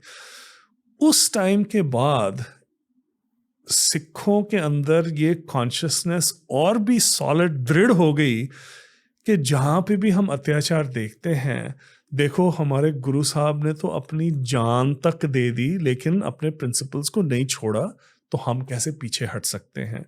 सो ये जो एस्पेक्ट फिर से दिया गुरु नानक साहब ने था, लेकिन गुरु अर्जन साहब ने अपने खून के साथ इसको दृढ़ बनाया। 6वें गुरु उनके बेटे थे गुरु हरगोबिंद। उनकी छोटी उम्र थी जब गुरु साहब शहीद हुए, 5वें गुरु शहीद हुए। एक मिनट, हाँ, आपने 2 तलवारों के बारे में बात जी किया जी अर्लियर, तो यहाँ से वॉरियर कल्चर की शुरुआत हुई थी या इसके पहले भी? ये एक फिलोसॉफिकल क्वेश्चन है। फिजिकल वॉरियर कल्चर 6th गुरु से ही शुरू हुआ, उससे पहले किसी गुरु साहब ने तलवार नहीं चलाई थी। लेकिन अगर आप मुझे पूछें तो गुरु नानक साहब की बाबर बानी और गुरु हरगोबिंद की तलवार में कोई फर्क नहीं है। One is just a physical manifestation of the other. So हम ये कह सकते हैं कि जो मार्शल मोड़, जैसे कई स्कॉलर्स कहते हैं कि सिक्खी ने एक मार्शल मोड़ लिया, एक दुनियावी तौर पे हम कह सकते हैं ये, लेकिन मेरे हिसाब से ये मोड़ नहीं था, ये सिर्फ वही सिद्धांत जो चला आ रहा था उसका एक एक्सप्रेशन था। और ये ट्रेडिशनल सिख व्यू है। हम गुरु नानक साहब और उनके बाद में जितने भी गुरु आए हैं उनमें हम इतना भी फर्क नहीं मानते हैं। You know, we consider them to be one and the same. Okay, but yes, बीरी पीरी की तलवारें गुरु हरगोबिंद साहब ने ही पहनी। उन्होंने भी बहुत कंट्रीब्यूशंस की। अब आप अगर दरबार साहब, श्री हरमंदर साहब गए हैं तो आपने देखा होगा कि गोल्डन टेम्पल के सामने एक और इमारत है जिसको अकाल तख्त कहते हैं। सो अकाल तख्त भी गुरु हरगोबिंद साहब ने ही स्थापित किया था। पहले उसको अकाल बुंगा कहते थे। और जैसे श्री हरमंदर साहब एक किस्म से स्पिरिचुअल सीट है, वैसे ही अकाल तख्त एक टेम्परल सीट हम उसको कह सकते हैं। टेम्परल पावर, दुनियावी पावर का चिन्ह गुरु का। तो वहाँ पे उनका दरबार लगता था। वहाँ पे जैसे राजों के दरबार लगते हैं वैसे उनका वहाँ पे दरबार लगता था, वहाँ फैसले लिए जाते थे। सो अकाल तख्त की स्थापना गुरु हरगोबिंद साहब ने की। अच्छा, जहांगीर का टाइम निकल गया, शाहजहां बादशाह बन गया, तो उस टाइम पे फिर मुगलों और सिखों की लड़ाइयाँ शुरू हुई। सो मल्टीपल बैटल्स वर फॉट गुरु हरगोबिंद साहब के टाइम पे भी। क्यों? कई वजह थे। एक वजह तो पहली वजह, जो पहली लड़ाई हुई थी, हिस्ट्री हमको ये बताती है, एक पुरानी पुस्तक है गुरबिलास पातशाही 6वीं, ब्रजभाषा में है, कोई अब के टाइम में कोई उसको पढ़ता नहीं है, तो उसमें एक बहुत दिलचस्प अकाउंट लिखा हुआ है कि कैसे पहली लड़ाई हुई। तो शाहजहां बादशाह लाहौर आया हुआ था, गुरु हरगोबिंद अमृतसर में थे, बीच में जंगल है। तो एक साइड से ना शाहजहां निकला शिकार पे, तो शाहजहां के पास एक सफ़ेद बाज था जो उसे शायद ईरान के शाह ने तोहफे में दिया था, बहुत कीमती बाज था। सो एक साइड से शाहजहां निकला है शिकार के लिए, दूसरे साइड से सिख निकले शिकार के लिए। सिखों के पास भी अपने बाज थे। तो जो शाहजहां का बाज था वो जैसे राजे महाराजे के जानवर भी बहुत पैम्पर्ड होते हैं, बहुत पैम्पर्ड था, उसको खिलाया पिलाया जाता था खूब। तो उनका बाज खा पी के बैठा था, उसे शिकार में कोई खास इंटरेस्ट नहीं था उस टाइम पे। तो एक मुर्गाबी निकली तो बाज छोड़ा गया। तो बाज ने कुछ खास हमला नहीं किया, पर सिखों का भी बाज छोड़ा गया। वो बाज भूखा था, वो मुर्गाबी के पीछे पड़ गया, तो ये सफ़ेद बाज भी साथ में लग गया। और ये दूसरा बाज मुर्गाबी को नीचे लेके आया सिखों की साइड पे, तो ये सफ़ेद बाज भी साथ में आ गया और वहाँ पे सिखों ने उसको कैप्चर कर लिया। भी जंगल में बाज आया, बहुत सुंदर है, तो उन्होंने कहा ये तो हमें मिला, हम रखेंगे। तो बादशाह ने बहुत कोशिश की कि मेरा बाज मिल जाए, मिला नहीं। तो फ्रस्ट्रेट होके वापस चला गया लाहौर और अपने करिंदों को बोला कि जाके बाज ढूंढ के लाओ। तो करिंदे आए बाज ढूंढने, तो उनको सिख मिले, तो कहते ये तो बादशाह का बाज है, हमको दो। सिख कहते हैं कि ये तो अपने आप हमारे पास आया, हमने तो देना नहीं है। वहाँ से कॉन्फ्रंटेशन शुरू हुई और वहाँ से फिर जब सिखों ने जो मीर शिकार था, हंट्समैन बादशाह का, उसको गालियाँ वालियाँ दे के भगा दिया वहाँ से, तो वो भागा भागा गया लाहौर। उसे जाके शिकायत लगाई कि देखो ये सिख हैं, इनका जो पीर है ये राजा बना फिरता है, इन्होंने फ़ौज भी इकट्ठी कर ली है। तो कहते हैं कि तब शाहजहां ने मुगलस खान या मुखलिस खान अपने एक जर्नैल को फ़ौज देके भेजा कि तुम जाके गुरु हरगोबिंद को पकड़ के हमारे पास लेके आओ। तो तब फिर पहली जंग हुई सिखों और मुगलों के बीच में। ओके, अगर हम मुगल हिस्ट्री को थोड़ा सा स्कैन करें, हमें पता चलता है कि वो भी एक वॉरियर क्लास था। बिल्कुल। और वो वॉरलॉर्ड थे, बहुत अच्छे थे बैटल फील्ड में। तो ऑब्वियस सवाल ये है कि सिखों ने वॉर कहाँ से सीखी फिर? अगर आप एक्चुअली सिख एम्पायर को थोड़ा सा स्कैन करें, वो out and out warrior class था। हाँ, पर आप ये इस बात पे गौर कीजिए ना कि मुगल्स वॉरियर्स थे, पर जो मुगल्स की फौज में लड़ते थे वो सारे उज़्बेकिस्तान से थोड़ी आए थे बाबर के साथ। उस टाइम का ये तौर तरीका था, जो एक सबसे ताकतवर राजा, चीफ जो भी होता था, उसके पीछे सब लग जाते थे। ओके। कोई किसी को फर्क नहीं पड़ता था कि राजा हिंदू है, राजा मुसलमान है, अगर वो ताकतवर है तो self interest used to guide everyone कि भाई इसके साथ हम जाएंगे, ज़्यादा लड़ाई होगी, लड़ाई जीतेंगे। लड़ाई का इंसेंटिव क्या होता था? लूटना। उस टाइम पे कोई शिवलरी नाम की कोई चीज़ नहीं होती थी। ये नहीं था कि हमने कोई अपना नाम कमाना है, मेन मोटिवेशन होता था कि जाके लूटना है, because that was the way of life in those days. So ऐसे ही जो गुरु हरगोबिंद का जो कोर फौज थी पहले, वो उनके जो सिख, क्योंकि गुरु अर्जन साहब ने जाते जाते ये इंस्ट्रक्शंस छोड़ी थी अपने बेटे के लिए कि अब टाइम आ गया है, आप तलवार पहनोगे, आप एक फौज तैयार करोगे। सो गुरु हरगोबिंद ने शुरू कर दी थी बात। सिखों को इंस्ट्रक्शंस मिल गई थी कि अब जो आएगा वो भेंट की तौर पे शस्त्र लेके आए, घोड़े लेके आए। सो ट्रेनिंग शुरू हो गई थी। सो एक न्यूक्लियस बन गया था। और एक बार जब ये शुरू हुआ, जब गुरु हरगोबिंद की रेपुटेशन बढ़नी शुरू हुई, क्योंकि पर्सनली बहुत वो लंबा उनका कद था, he was a fearless warrior himself, बहुत सारे लोगों को उन्होंने अपने साइड पे अट्रैक्ट किया, और वो सारे सिख नहीं थे, सारे हिंदू नहीं थे, उसमें पठान भी थे। उनका जो सबसे फेमस वॉरियर था, जो बागी बन के उनकी साइड छोड़ के दगाबाज बन गया बाद में, उसका नाम था पेंदे खान। और गुरु साहब ने उसको 14-15 साल की उम्र से एक किस्म से अडॉप्ट किया था, और उसको अच्छी खुराक दे के, ट्रेनिंग दे के उसको बहुत बड़ा वॉरियर बनाया था। सो उनके रैंक्स में भी जो आते थे सेवा करने, उनमें से मुसलमान भी होते थे, हिंदू भी होते थे, सिख भी होते थे। ओके ओके, नहीं मैं बस एक विजुअल रिप्रेजेंटेशन के लिए पूछ रहा था कि मैं विजुअलाइज क्या करूं। थोड़ा सा स्ट्रेट फॉरवर्ड अजीब सवाल है, बट मैं फिर भी पूछिए पूछूं। पूछिए। तब के सिख दिखते कैसे थे? ये दिस इज हार्ड टू से, क्योंकि उस टाइम पे देखिए जो सिख्स की मॉडर्न फिजिकल फॉर्म है, केश रखने, दाढ़ी नहीं काटनी, ये सब शुरू हुआ था गुरु गोबिंद सिंह जी के टाइम पे, स्पेसिफिकली वैसाखी ऑफ 1699 जब खालसे की साजना हुई थी, उसके बाद ये फिजिकल फॉर्म सिखों का था। सो उस टाइम पे आई वुड से कि जैसे और लोग दिखते थे वैसे ही सिख दिखते थे, उनमें कोई खास फर्क नहीं था, फिजिकल फर्क नहीं था। तो आइडेंटिफाइंग फीचर क्या था तब? आइडेंटिफाइंग फीचर्स तो उस टाइम पे जैसे आज आपको प्रैक्टिसिंग सिख दूर से नजर आ जाता है, ऐसे कोई आइडेंटिफाइंग फीचर्स तो थे नहीं उस टाइम पे। ओके ओके, ठीक है।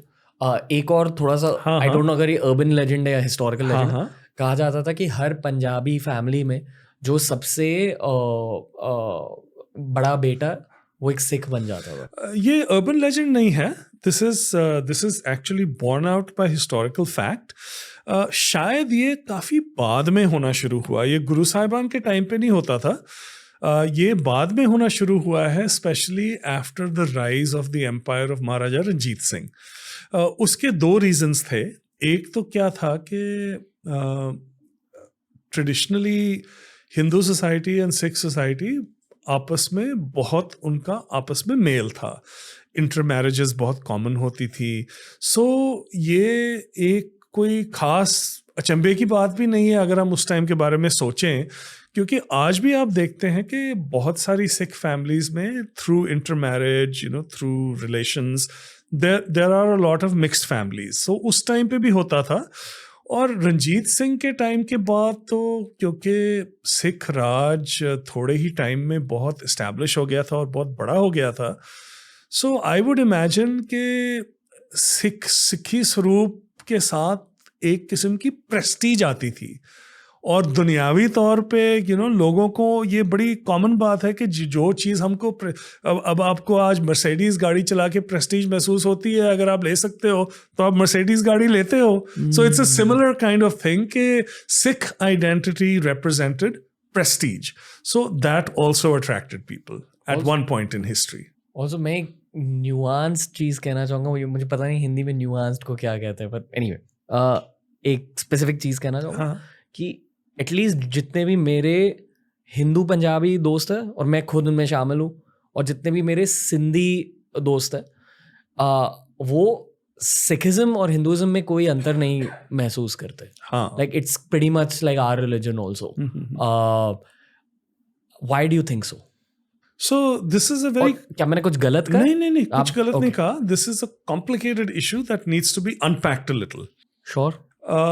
देखो, सिख आइडेंटिटी क्या है has always been an interesting question. Ji.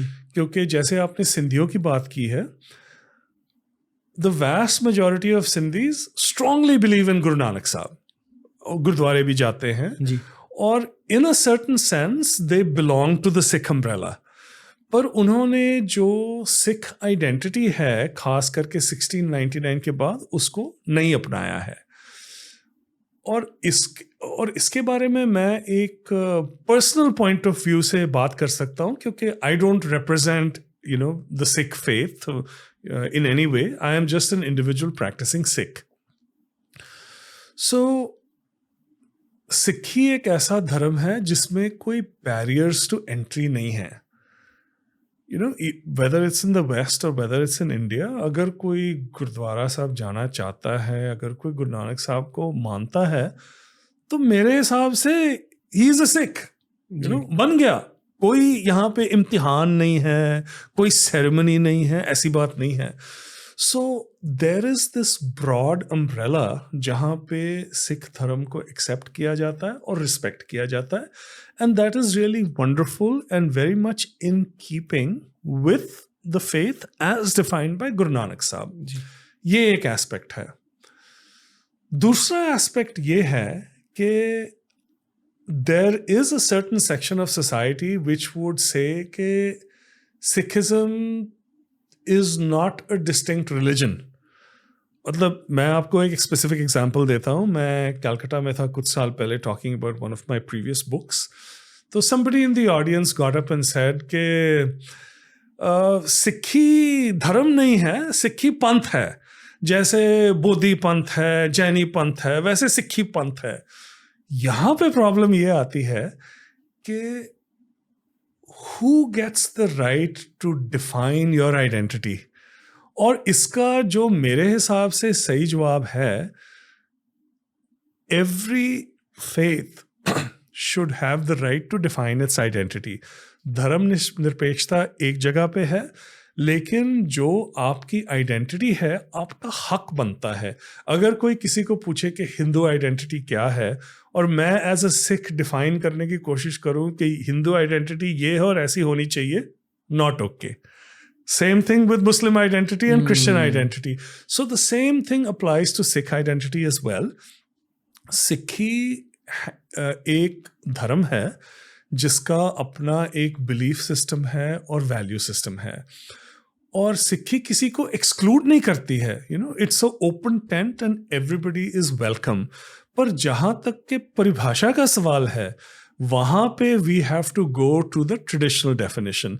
So coming back to your question, I would say कि जो हिंदू पंजाबी हैं, सिंधी हैं, जो सिक्खी के साथ आइडेंटिफाई करते हैं, we welcome them with open arms, without any restrictions or without any reservations. मतलब literally सब सिंधी और पंजाबी, right? Anyway. और जहाँ तक के faith की definition का सवाल है, वो we reserve the right to stick to our core beliefs. नहीं, fair. एक tangential चीज कहना चाहूँगा, ये unrelated है हिस्ट्री से। जे साई दीपक को आप जानते हो, एक पॉडकास्ट लेजेंड है। नहीं, मैं नहीं जानता हूँ अनफॉर्चुनेटली। ओके, तो वो एक ही बार आया हमारे शो पर, ब्लॉकबस्टर पॉडकास्ट दिया था। वो काफी सारे लोग उन्हें एक्सट्रीम राइट विंग मानते हैं, अच्छा। Politically speaking. बहुत फायरी इंसान है। उन्होंने कहा था कि जो ब्रिटिश ने डिवाइड एंड रूल की पॉलिसी अप्लाई करी है भारत पर, उन्होंने सिख्स और हिंदूज पर भी ये अप्लाई करी है, स्पेशली पंजाब में। आप कुछ जानते हो इसके बारे में? मैं इसके बारे में बहुत कुछ जानता हूँ, and I would say that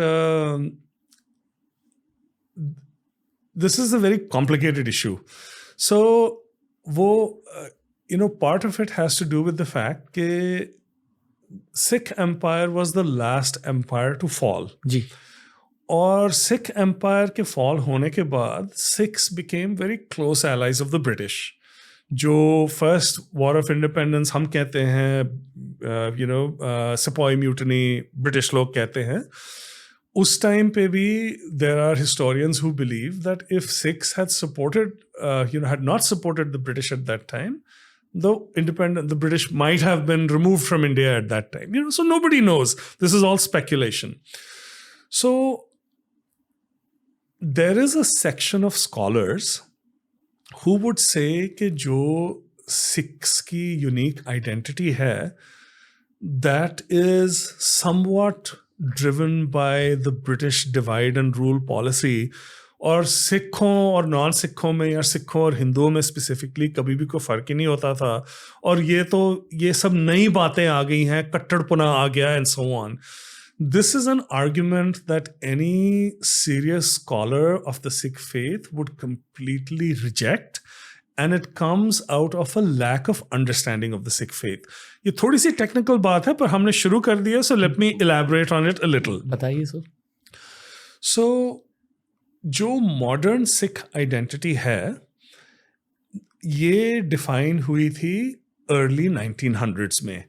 एक हमारा डॉक्यूमेंट है जिसको सिख रहत मर्यादा कहते हैं, and that is sort of the modern definition of a Sikh. जी। ये एक बहुत लंबे और कॉम्प्लिकेटेड प्रोसेस के बाद डिफाइन हुई थी during a period known as the Singh Sabha movement which happened in Punjab in the early 1900s। So इसके जो कुछ क्रिटिक्स हैं वो ये कहते हैं कि उस टाइम तक सिखों और हिंदुओं में बिल्कुल कोई डिसर्नेबल फर्क नहीं था, और ये सिंह सभा मूवमेंट ने जब रहत मर्यादा चलाई उसके बाद ये डिविजन्स आनी शुरू हो गई and so on so forth. This betrays a lack of understanding of the origins of Sikh identity. And what do I mean by that?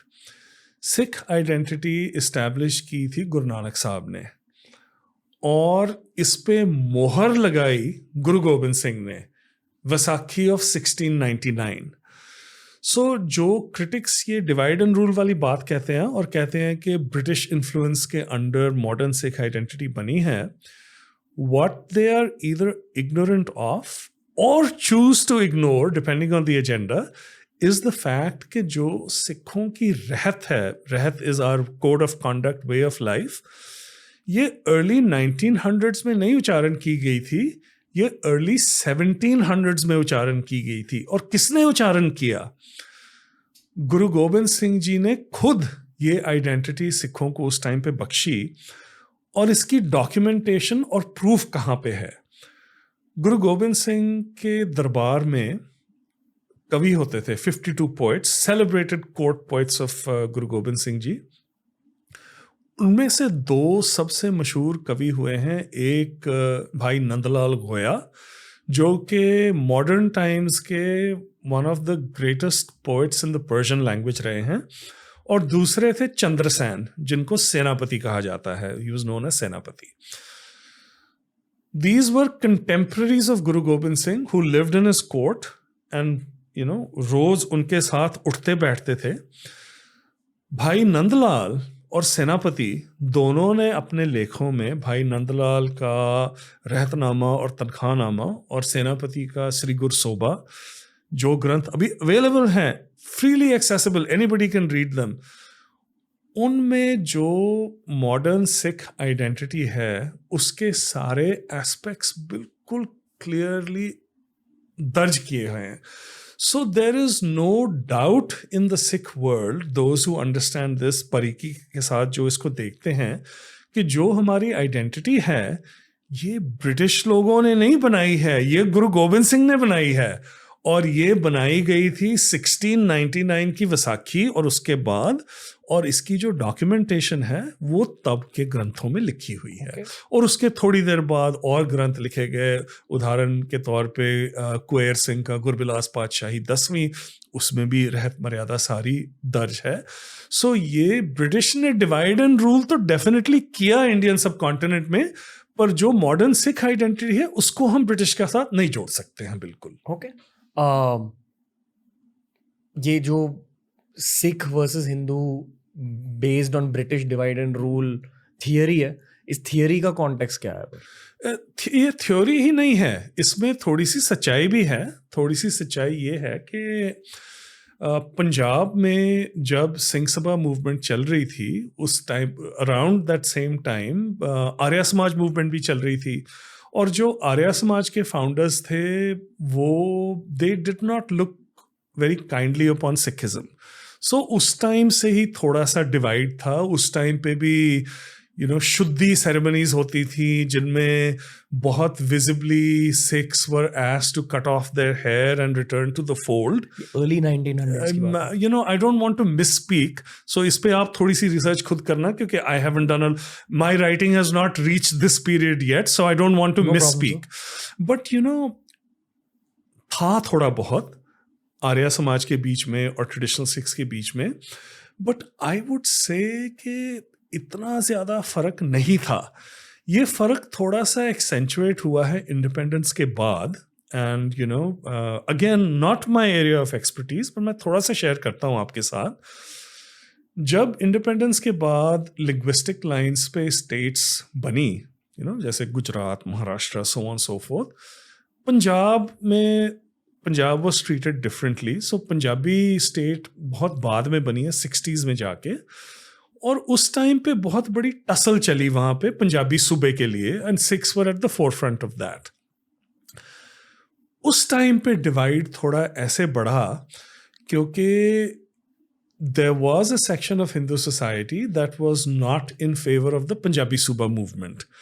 और वहाँ पे जब सेंसस लिए जाते थे कि आपका मदर टंग क्या है, तो वो लोग जो पुश्तों से पंजाबी बोलते थे उनको भी इनकरेज किया गया था कि आप लिखो कि हमारी मदर टंग हिंदी है। So that was the time when a bit of a divide started. So Punjabi सूबा मूवमेंट के टाइम पे, जिसके बाद पंजाब, हरियाणा, हिमाचल बने हैं, उस टाइम पे थोड़ी सी डिवाइड हो गई थी। But still I would say that in the context of history, जो हमारी कॉमन हिस्ट्री और कॉमन कल्चर है जो हजारों साल पुराना है, उसके कॉन्टेक्स्ट में अगर हम ये थोड़ी छोटी सी डिवाइड को भी देखें तो to me it looks very, very insignificant. And the biggest proof of that is, 84 के बाद early 90s में जब इतना कुछ इंडिया में हो रहा था, none of that caused Punjab to descend into, large scale communal violence, chaos. And उसकी वजह सिर्फ ये है कि अगर कभी डिवाइड हुई भी, that divide is more than balanced by these strong ties of language, culture, family, shared experience. मेरे हिसाब से these are 1,000 times more significant than any divide. जी, मैं कुछ चीज़ें कहूँगा, अगर आपको उनमें से कुछ भी बहुत ज़्यादा ज़रूरी लगे तो आप पंजाबी में ट्रांसलेट करके कह दो, ठीक है? क्योंकि हम सॉल्यूशंस की बातें कर रहे हैं। अभी एक पॉडकास्ट बना चुके हम, भारत का नंबर 1 पॉडकास्ट है, तो इस पॉडकास्ट के थ्रू हम कुछ चीज़ें कहेंगे, क्योंकि हरिंदर सर के साथ भी यही चीज़ें कही है, जितना मैं समझाऊं इस प्रॉब्लम के बारे में, जो नेशनली खालिस्तान प्रॉब्लम के नाम से जाना जाता है। आई नो कि the problem is not Sikhs versus Bharat, the problem is Sikhs versus government. Am I right or wrong in saying that? So मैं एक दो बातें कहूँगा इसके बारे में। Sure sir. मेरे एक्सपीरियंस में और मेरे विचार में, मेरी ऑब्जर्वेशन के बेसिस पे, एक टाइम था जब इंडिया के बाहर खालिस्तान का शोर भी था और जज्बात भी था।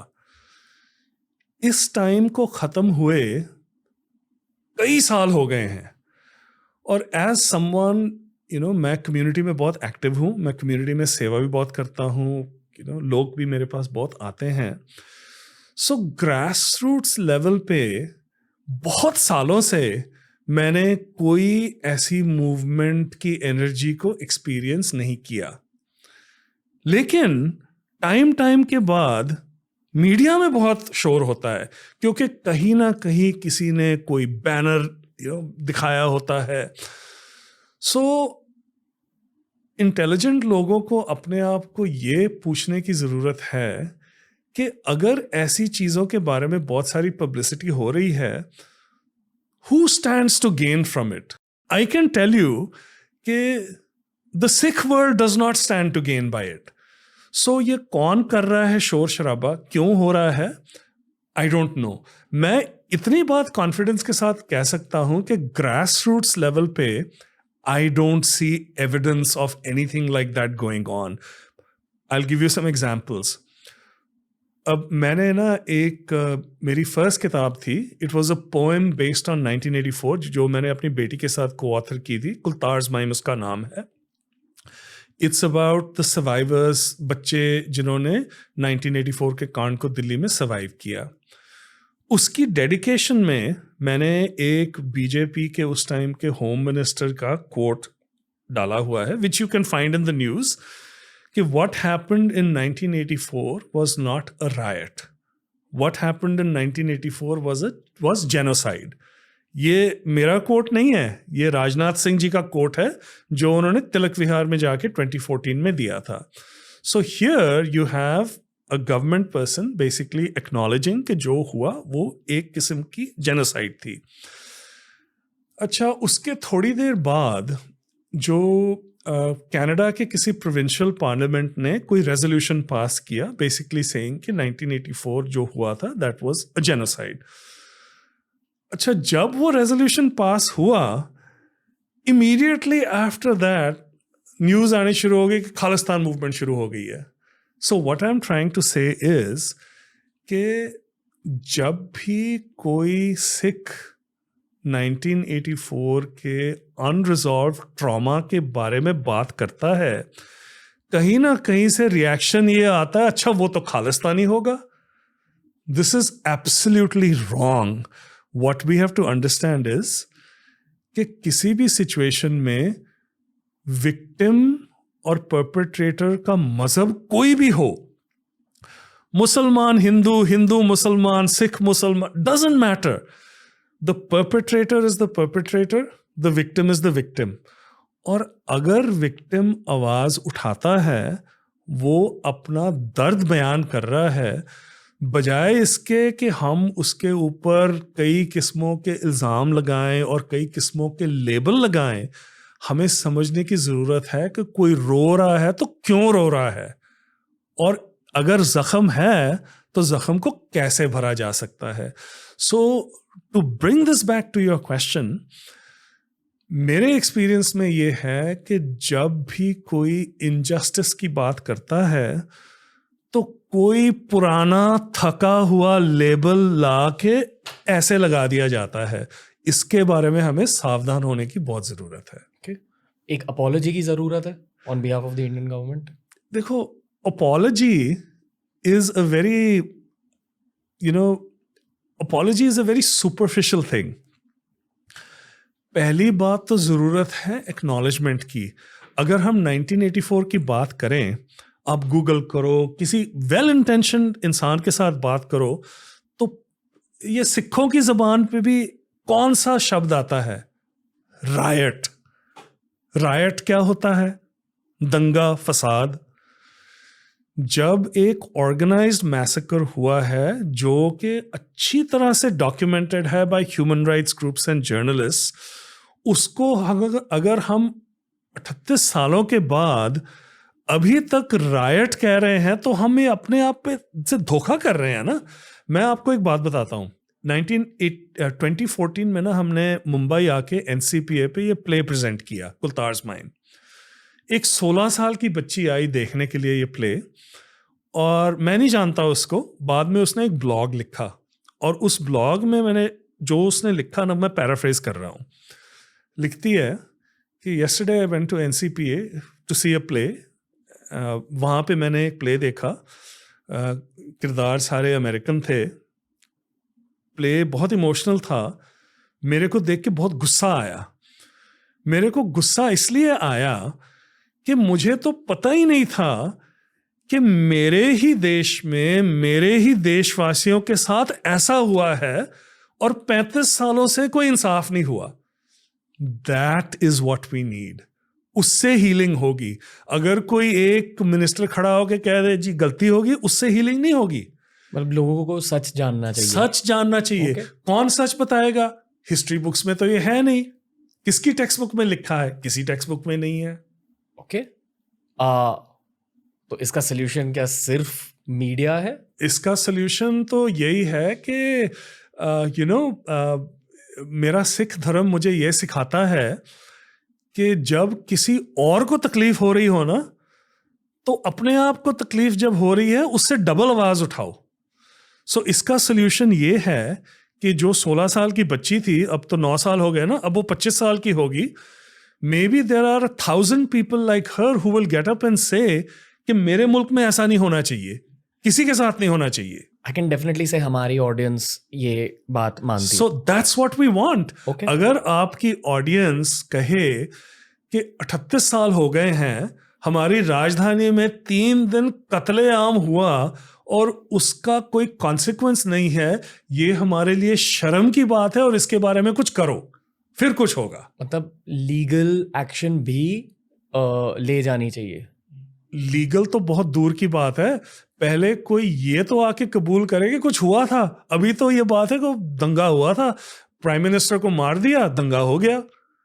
सो अगर किसी बात को हम कलेक्टिव कॉन्शियसनेस से बिल्कुल मिटा दें, ये सबसे बड़ा बेइंसाफ है. और इसके लिए मैं लिखता हूं 84 के बारे में. मेरी एक पुरानी किताब है जो आज का हमारा विषय नहीं है, 3 साल पहले छपी थी, Night of the Restless Spirits. I would encourage you and your readers to read that. उसमें कहानियां हैं कि सिखों को 84 में क्या हुआ था। उसमें ये भी कहानियां हैं कि वो नॉन सिख्स भी थे जिन्होंने अपनी फैमिली, अपने रोजगार को जोखिम में डाल के सिखों को बचाया था। These are all stories that we need to understand and read, क्योंकि ये हमारी हिस्ट्री बुक्स में they are not going to come anytime soon. एवो? I am an optimist. So I am always optimistic कि जो नई जनरेशन है वो चेंज लेके आएगी, लेकिन somebody has to make them aware. अगर पता ही नहीं होगा तो चेंज कैसे आएगी? और जो मेरा एक्सपीरियंस था ना, जब हम प्ले लेके आए थे यहाँ पे, बिल्कुल ऐसा ही था। जो आम इंसान है उसकी इंसानियत को कुछ नहीं हुआ, बिल्कुल कायम है। क्योंकि मैं और मेरी बेटी जब ये प्ले लेके आए इंडिया में, तो हमारे कुछ फ्रेंड्स ने कहा आपका दिमाग खराब हो गया है क्या, कि या इंडिया में तो कोई 84 की बात नहीं करता है और आप प्ले लेके जा रहे हो, वहाँ पे जगह जगह जाके करोगे, लोग आपको कहेंगे आप लोगों को भड़का रहे हो। बट ये जो सेंटिमेंट आपके लिसनर्स का है, मद्रास, बेंगलोर, कैलकाटा, अब पंजाब में तो आप एक्सपेक्ट करोगे कि लोग इमोशनल होंगे, पर ये सारी जगह पे जहाँ पे सिख ऑडियंस थी नहीं, नॉन सिख ऑडियंस ही, यही जज्बात बार बार हमारे सामने आया। और मुझे बहुत ये एक किस्म से दिलासा मिला देख के कि जो आम इंसान है ना, पॉलिटिशियंस को छोड़ दो, आम इंसान की जो इंसानियत है वो कहीं नहीं गई, वो कायम है। और देखो, we live in a very difficult world. ये खाली हिंदुस्तान की बात नहीं है, सब जगह पे डिविजन्स बढ़ रही हैं। और अल्टीमेटली हमें अगर उम्मीद है किसी से, तो वो आम इंसान से ही है। क्योंकि जो हमारे लीडर्स हैं, कोई फर्क नहीं पड़ता उन्होंने बिल्ला कौन सा पहना हुआ है, ultimately most of them are cynical, वो फायदा ही उठाएंगे। लेकिन जो आम इंसान है, जब उसके दिल तक बात पहुंच जाती है, फिर कुछ चेंज हो सकता है। और शायद लोगों के दिलों तक बात तब पहुंचती है जब वो हिस्ट्री के बारे में ज्यादा जाने। बिल्कुल सही बात है। Both modern history as well as medieval history. Absolutely. तो सर, यही था आज का पॉडकास्ट। आई होप कि इस पॉडकास्ट के थ्रू हमने भारतीय भाईचारे के लिए कुछ किया हो, and at the same time Sikh history के बारे में सिखाया हो दुनिया भर के हिंदी स्पीकर्स के लिए एटलीस्ट। सर, मैं बस एंड में एक ही चीज़ कहना चाहूँगा कि अगर सच में द सोल्यूशन इज़ मीडिया, कि मीडिया के थ्रू हम ऐसी बातें करें ताकि भाईचारा बढ़े, ताकि यूनिटी बढ़े, तो हमें ऐसे और बहुत सारे कॉन्वर्सेशंस करने चाहिए। पर if there is anything else you would like to say at the end of this episode, feel free sir, stage is yours. No, I think आपने बिल्कुल ठीक बात कही है। परिवर्तन यूथ से ही आएगा और उन तक हम मीडिया के थ्रू ही पहुंच सकते हैं। हम ये उम्मीद नहीं रख सकते कि हिस्ट्री की किताबें दोबारा से लिखी जाएंगी, ये चीज़ें उनमें दर्ज की जाएंगी। बहुत मुझे आपके साथ बात करके अच्छा लगा, और आई थिंक अगर इंडिया का यूथ इस तरह के प्रोग्राम्स के साथ एंगेज कर रहा है तो ये बहुत अच्छी बात है। Thank you sir, it's a honour. बस I am grateful to you, that's all I have to say. इसलिए मैंने आपको आज बहुत ज़्यादा इंटरप्ट भी नहीं किया। अब बहुत बढ़िया स्टोरी टेलर हो, और आपसे फिर से जल्दी मिलेंगे, स्टोरीज सुनेंगे और सीखेंगे सिखी के बारे में। शुक्रिया। Thank you sir. तो दोस्तों, ये था आज का एपिसोड। इस एपिसोड को रिकॉर्ड करने के टाइम थोड़ा सा टाइम कंस्ट्रेंट था, इसलिए हम पूरी स्टोरी नहीं कवर कर सके। पर मेरा मानना ये है कि सिखों का एक बहुत बड़ा योगदान रहा है हमारे देश की हिस्ट्री में। चाहे आप फ्रीडम स्ट्रगल की बात करो, चाहे पोस्ट इंडिपेंडेंस की बात करो, चाहे मिडीवल टाइम्स की बात करो, सिख एम्पायर की बात करो। तो अगली बार जब सरप्रीत सर लौट कर आएंगे शो पर, हम उन टॉपिक्स को कवर करेंगे। मुझे ये बताइए कि आप और किन टॉपिक्स को देखना चाहोगे कवर्ड ऑन TRS। डेफिनेटली ये याद रखिए कि दोनों इंग्लिश और हिंदी में हमने भारत की हिस्ट्री को बहुत ज़्यादा कवर किया है। इस साल मेरी इंटेंशन थी इंटर रिलीजियस स्टडीज़। तो अगर आपके non Hindu, non Buddhist suggestions है फॉर गेस्ट, क्योंकि बहुत सारे हिंदुज़म के एपिसोड्स बनाए हमने, बहुत सारे बुद्धिज़्म के एपिसोड्स बनाए। आई फील कि हर धर्म से आप कुछ ना कुछ सीख सकते हो। तो प्लीज़ गेस्ट सजेशंस भेजते रहिए। ऐसे स्पिरिचुअल हिस्टोरिकल एपिसोड्स मेरे फेवरेट होते हैं। और बस TRS को सपोर्ट करते रहिए। जल्द ही सरप्रीत सिंह सर के साथ हम लौट कर आएंगे। Lots of love. जय हिंद।